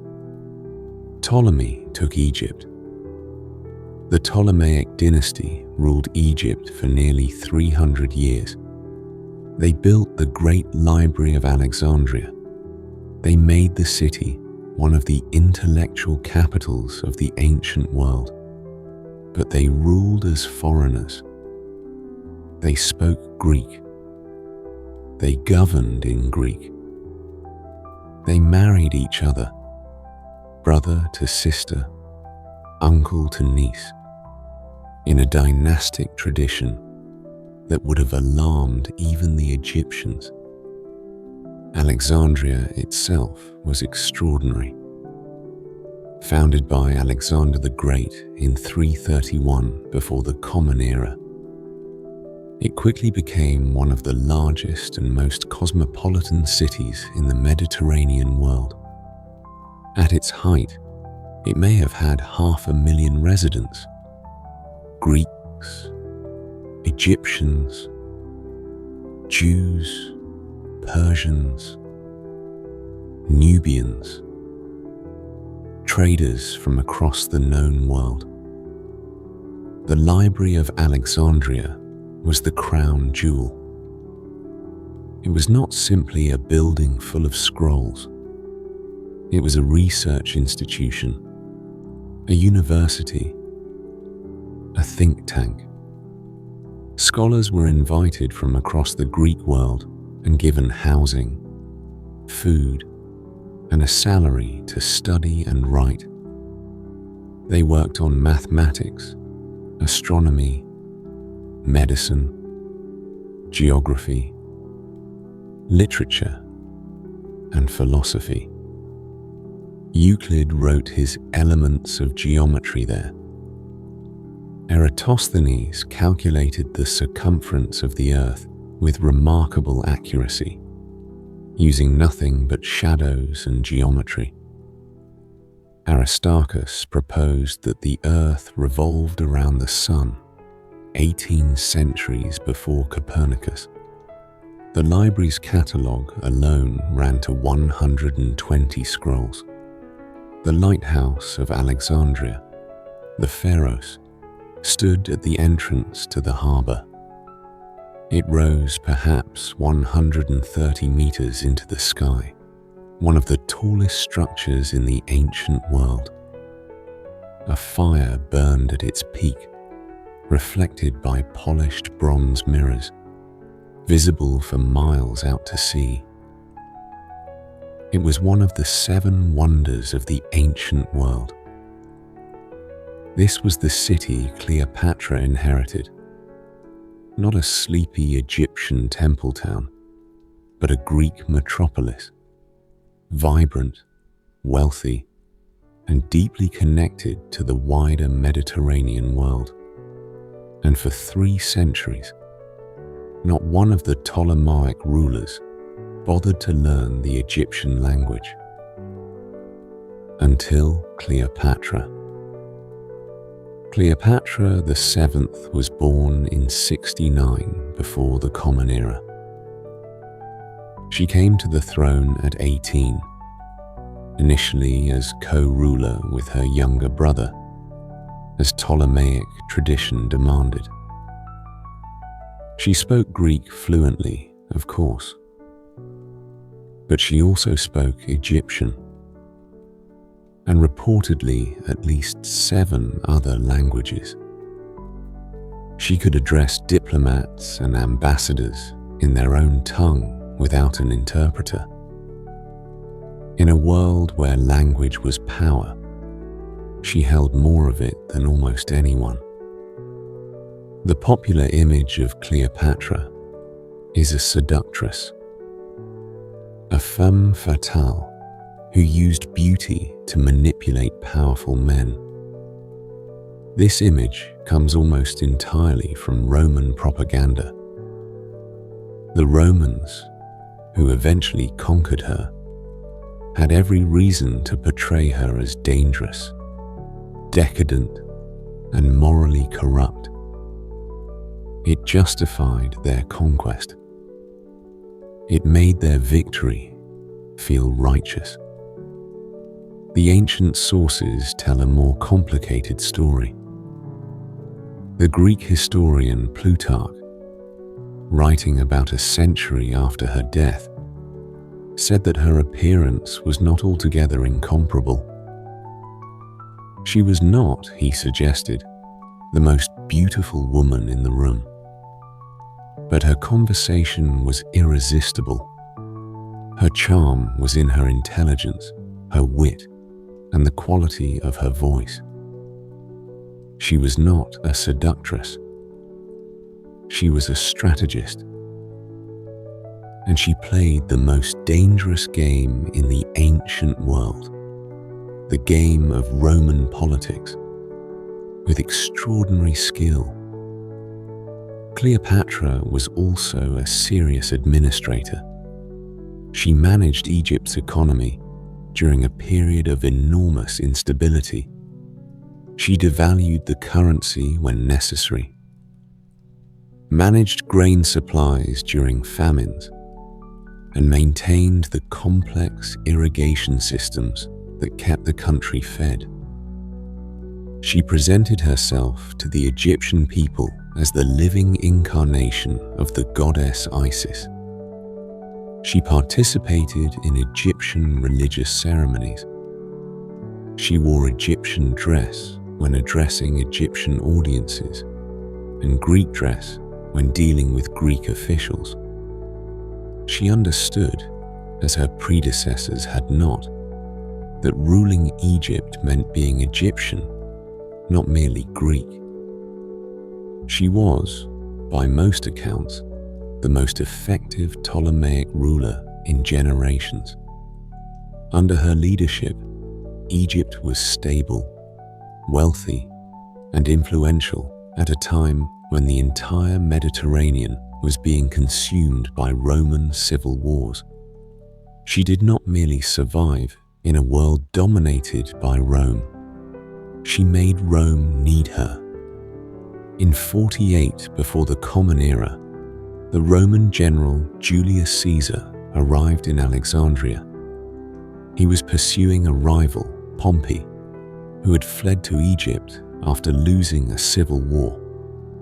Pompey was already dead by the time Caesar arrived, killed by Ptolemaic courtiers hoping to win Roman favor.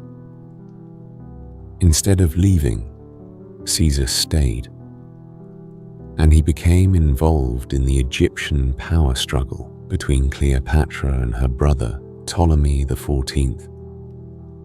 Cleopatra allied herself with Caesar. The famous story says she smuggled herself into his presence, rolled inside a carpet. Whether or not that is true, the alliance was real. Caesar supported Cleopatra's claim to the throne. Together, they had a son, Caesarion, Little Caesar. Cleopatra traveled to Rome. She lived there as Caesar's guest. And then, in 44 before the Common Era, Caesar was assassinated on the Senate floor. Cleopatra returned to Egypt. The alliance was over, but she would form another one. Mark Antony was one of the 3 men who divided Roman power after Caesar's death. He controlled the eastern half of the Roman world, and he needed Egypt's wealth to fund his ambitions. Cleopatra needed Rome's military strength to protect her throne. The alliance was natural. It may also have been genuine. Antony and Cleopatra were together for over a decade. They had 3 children. They appeared together in public ceremonies. They dreamed together of a world where East and West were united under their combined rule. But there was a 3rd man, Octavian, Caesar's adopted son, the future Augustus, the future emperor of Rome. And Octavian saw the alliance between Antony and Cleopatra not as a partnership between equals, but as a threat to Rome itself. A propaganda war began. Octavian portrayed Antony as a Roman who had gone native, corrupted by an Eastern queen. He portrayed Cleopatra as a scheming temptress who aimed to rule Rome through her lovers. The Senate, persuaded by Octavian, declared war. Not on Antony, officially, on Cleopatra. An Eastern queen was a safer enemy than a Roman general. The end came at the Battle of Actium, off the western coast of Greece, in 31, before the Common Era. Octavian's fleet, commanded by his brilliant Admiral Agrippa, defeated the combined forces of Antony and Cleopatra in a naval engagement. The battle was not close. Cleopatra's ships broke through the line and fled south. Antony followed her. Their army, watching their commanders sail away, surrendered. They retreated to Alexandria. But there was nowhere left to go. Antony died first. Believing a false report that Cleopatra was already dead, he fell on his sword. He was carried, still alive, to the mausoleum where Cleopatra had barricaded herself and died in her arms. Cleopatra survived him by a few days. She negotiated with Octavian, but it became clear that he intended to take her to Rome as a trophy, to be paraded through the streets in chains, a conquered queen displayed for the jeering crowds. She chose death instead. The traditional story says she was bitten by an ass, an Egyptian cobra, smuggled into her chamber in a basket of figs. The cobra was a royal symbol. The uraeus, the rearing cobra on the pharaoh's crown, was a sign of divine authority. If she chose the cobra, she chose to die as a pharaoh, not as a prisoner. Other accounts suggest poison. The exact method is uncertain. What is certain is that on August 12th, 30 before the Common Era, Cleopatra VII died. She was 39 years old. With her death, the Ptolemaic dynasty ended. Egypt became a province of the Roman Empire. and 3,000 years of pharaonic rule, the longest continuous civilization in human history, came to a close. Octavian had Caesarion killed. Cleopatra's son by Julius Caesar was 17. He was the last person with a legitimate claim to both the throne of Egypt and the legacy of Caesar. Octavian could not allow him to live. The other children, Cleopatra's 3 children with Antony, were taken to Rome and raised by Antony's Roman wife.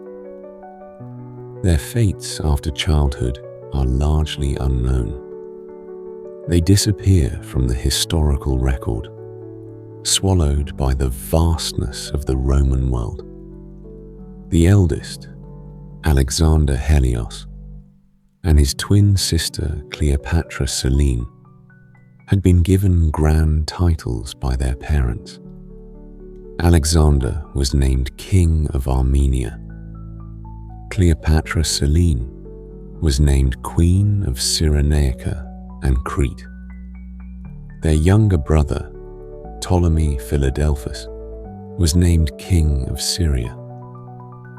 They were children playing roles in their parents' dream of a divided empire. After the conquest, the dream dissolved. Alexander Helios and Ptolemy. Philadelphus vanish entirely from the record. We do not know when or how they died. They simply stop appearing. But Cleopatra Selene survived.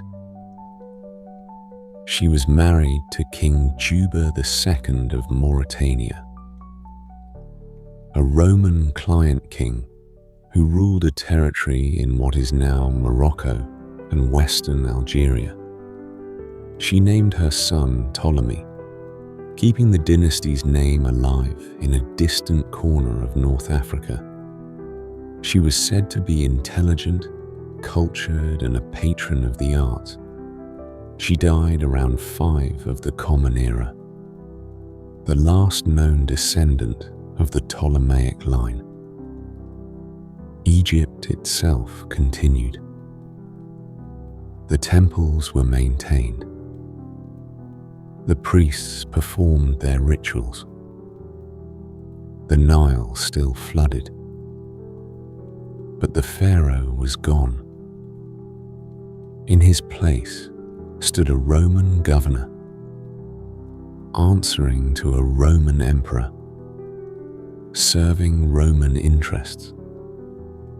The language of administration shifted from Greek to Latin. The old gods gradually gave way to new ones.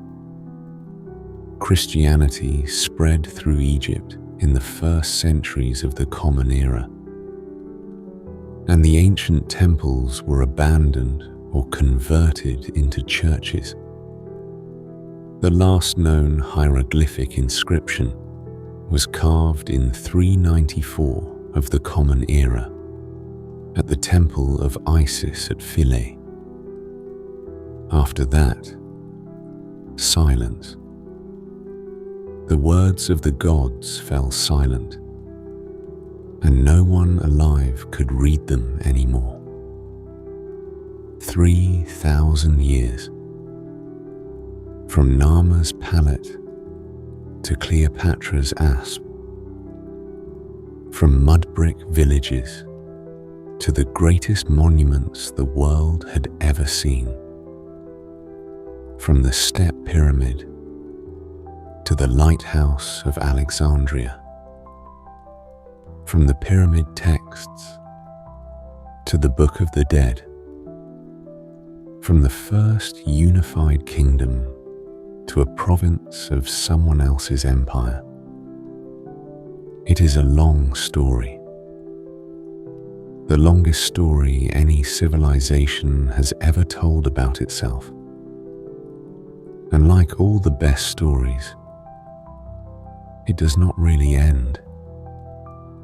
It just changes shape, because the river is still there, still flowing north through the silence, carrying the memory of everyone who ever lived beside it. And in the next chapter, the last chapter, we will see what happened when the world finally remembered. When a young Frenchman stared at a stone covered in 3 different scripts, and the words of the gods spoke again for the first time in 1400 years. For 1400 years, the words of the gods were silent. After the last hieroglyphic inscription was carved in 394 of the Common Era, the knowledge of how to read them was lost. Completely. Not gradually forgotten, not simplified, not passed down in secret. Lost. The priests who understood the script died without successors. The tradition ended. The stones stood covered in beautiful, mysterious symbols that no living person could decipher. Egypt became a land of riddles. Travelers from Europe and the Middle East gazed at the temples and tombs and wondered what the pictures meant. They guessed. They invented elaborate theories. They were almost always wrong. And then, in 1799, a French soldier digging foundations for a fort near the town of Rashid, the Europeans called it Rosetta, pulled a slab of dark stone from the earth. The Rosetta Stone. It was about the size of a small table, and it was covered in writing. 3 different scripts. At the top, hieroglyphs. In the middle, a cursive Egyptian script called Demotic. At the bottom, ancient Greek. Greek, the soldiers could read. And if all 3 sections said the same thing, which they appeared to, then the Greek could be used as a key to unlock the hieroglyphs. It took 23 years. The man who finally cracked the code was a French scholar named Jean-François Champollion. He had been obsessed with Egypt since childhood. He had learned Coptic, the last form of the ancient Egyptian language, still used in the liturgy of the Egyptian Christian Church, and he suspected, correctly, that Coptic preserved the sounds of the old language, even if the writing system had changed. In 1822, Champollion made his breakthrough. He realized that hieroglyphs were not purely symbolic. They represented sounds. Some signs were alphabetic. Some were syllabic. Some represented whole words. The system was a mixture of all 3, layered and complex, but ultimately readable once you understood the key. The key was the royal names. Champollion knew from the Greek text on the Rosetta Stone that it mentioned the Pharaoh Ptolemy. He found a group of hieroglyphs enclosed in an oval border, what we call a cartouche, and worked out that the signs inside it spelled Ptolmys. He had found phonetic values for 7 hieroglyphs. Then he received copies of inscriptions from the temple at Abu Simbel, which included another cartouche. Using the values he already knew, he could read two of the signs. The cartouche read, blank, blank, S, S. He guessed the name might be Ramesses. If so, the first sign represented Ra, and the second represented M. He tested this against other inscriptions. It worked. He had cracked the code. When he made the final connection, when the inscriptions began to speak after 14 centuries of silence, Champollion reportedly ran to his brother's office, shouted that he had found it, and collapsed unconscious on the floor. Whether that story is true or embellished, the achievement was real. Champollion had given Egypt its voice back. Every temple, every tomb, every obelisk and stela and papyrus scroll could now be read. The words of the gods, silent for so long, could speak again. Champollion himself did not live to see the full fruits of his discovery. He died in 1832, at the age of 41, exhausted by years of obsessive work. But the field he created, Egyptology, has never stopped growing. The field of Egyptology was born.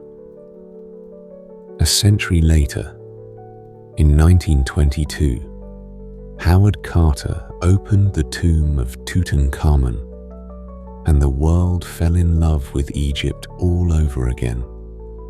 Egyptomania swept across Europe and America. Egyptian motifs appeared on buildings, furniture, jewelry, and fashion. Movie theaters were built to look like temples. Advertisers used hieroglyphs to sell cigarettes and soap. The discovery of the golden mask became one of the most widely reproduced images in the 20th century. The Art Deco movement of the 1920s drew heavily on Egyptian design.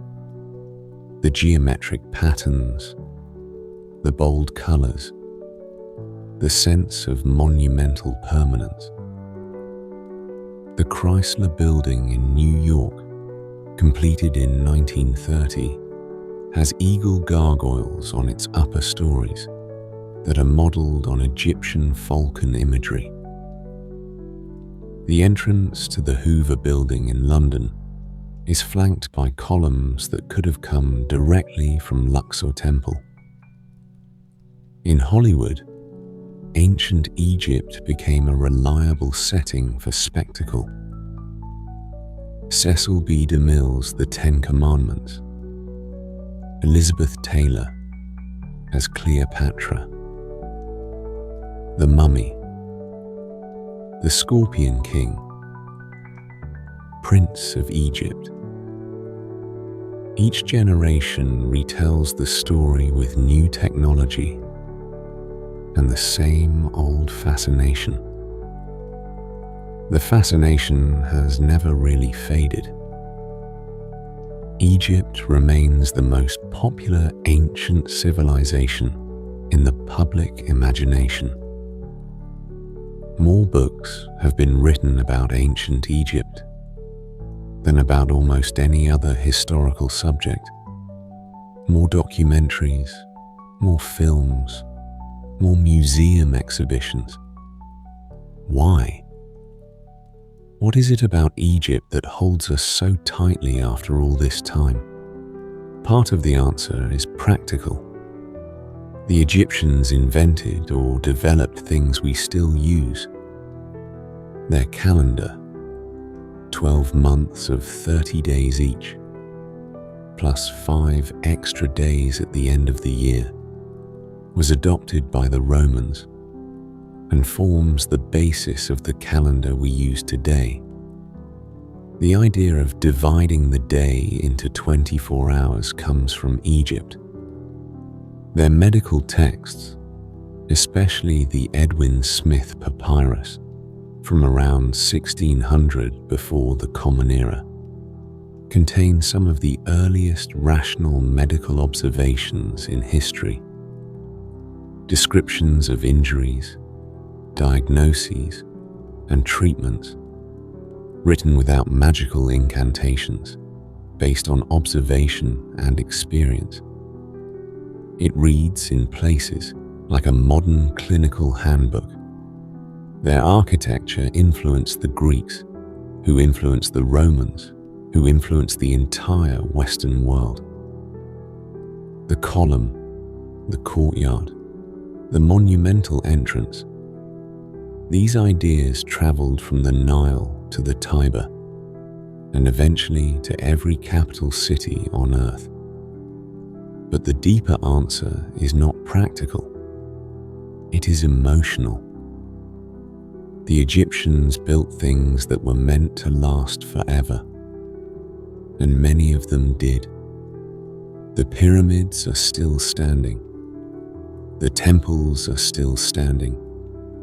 The words carved into stone can still be read. Now that Champollion gave us back the key, there is something in that permanence that speaks to us, something that answers a question we all carry, whether we admit it or not. The question of whether anything we do will last, whether anything we build will survive us, whether our names will be remembered. The Egyptians answered that question with stone and gold and linen. They answered it with mummies and tombs and painted walls. They answered it with a civilization that lasted 3,000 years and left behind monuments that have survived 3,000 more. They did not defeat death. No one does. But they came as close as anyone ever has to making it feel like a door instead of a wall. The Rosetta Stone sits today in the British Museum in London. It is one of the most visited objects in the world. Egypt has asked for its return many times. The debate continues. The question of who owns the past is one that has no easy answer. The Rosetta Stone was found by French soldiers, seized by the British as a spoil of war, and has been in London since 1802. Egypt argues that it is part of their cultural heritage and should come home. The British Museum argues that it is a shared human treasure, safely preserved and freely accessible to millions of visitors. The same debate surrounds the bust of Nefertiti, which sits in the Neues Museum in Berlin. It was excavated in 1912 by a German team and has been in Germany ever since. Egypt has requested its return repeatedly. Germany has declined. These are not simple questions. Museums around the world hold millions of objects taken from their countries of origin during the colonial era. Returning them all would empty some of the greatest museums on earth. Keeping them all feels to many people like a continuation of the power dynamics that took them in the first place.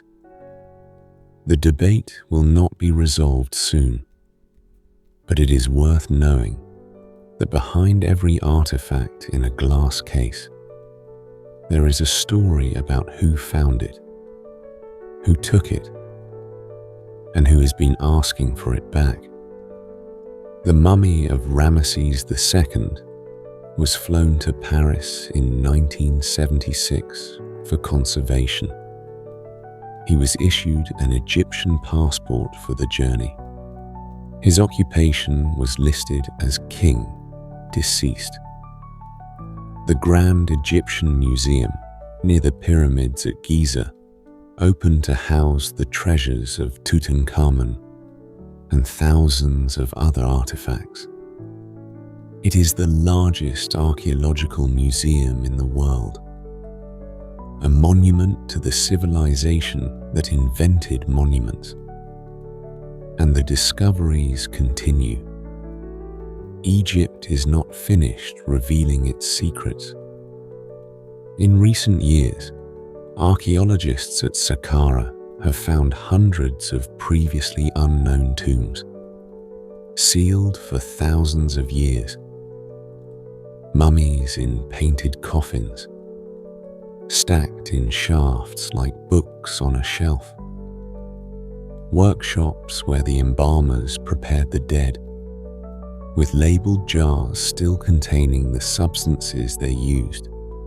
In 2020, a team led by the Egyptian archaeologist Zahi Hawass announced the discovery of over 100 sealed sarcophagi at Saqqara, some dating back 2,500 years.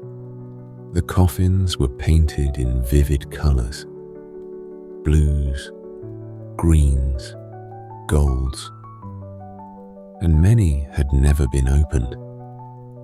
When the lids were lifted, the mummies inside were remarkably well preserved, their wrappings intact, their faces still bearing traces of painted features.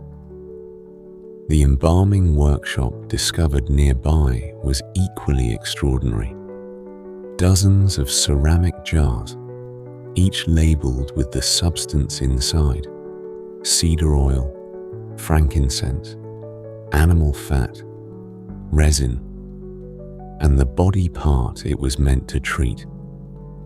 For the first time, archaeologists could match the materials described in ancient texts to actual physical containers used in the mummification process. The workshop was essentially a laboratory of death, where the priests perfected their craft over centuries. These discoveries are not isolated. The Egyptian authorities are actively excavating dozens of sites across the country using modern technology, ground-penetrating radar, satellite imagery, muon scanning, to find tombs and structures that have been hidden for millennia. The Diary of Mera, found in 2013, changed what we know about the Great Pyramid.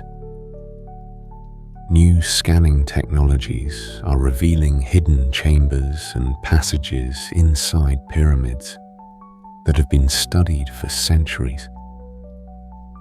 Every year brings something new.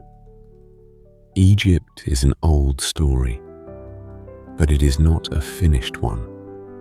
And so we come to the end of our journey. We began at the river.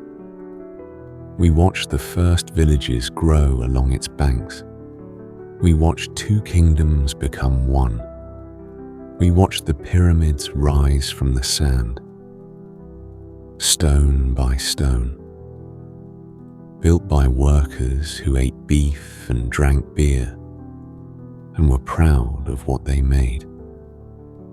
We met the gods: Osiris, who died and was reborn; Isis, who refused to let death have the last word; Anubis, who guided the dead through the darkness; Thoth, who gave humanity the gift of writing.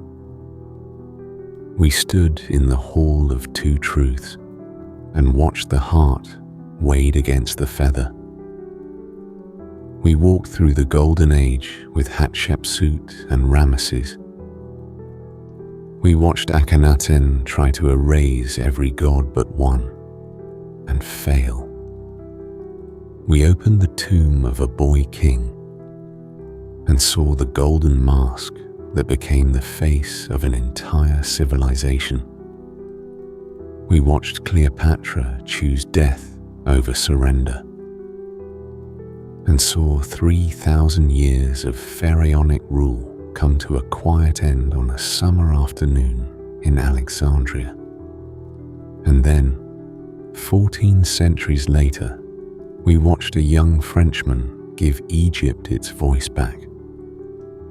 The river is still flowing. It has been flowing for longer than any civilization has existed, longer than any language has been spoken, longer than any story has been told. It will be flowing long after this story ends, long after your eyes close and your breathing slows, and the words fade into the soft sound of water moving through the dark.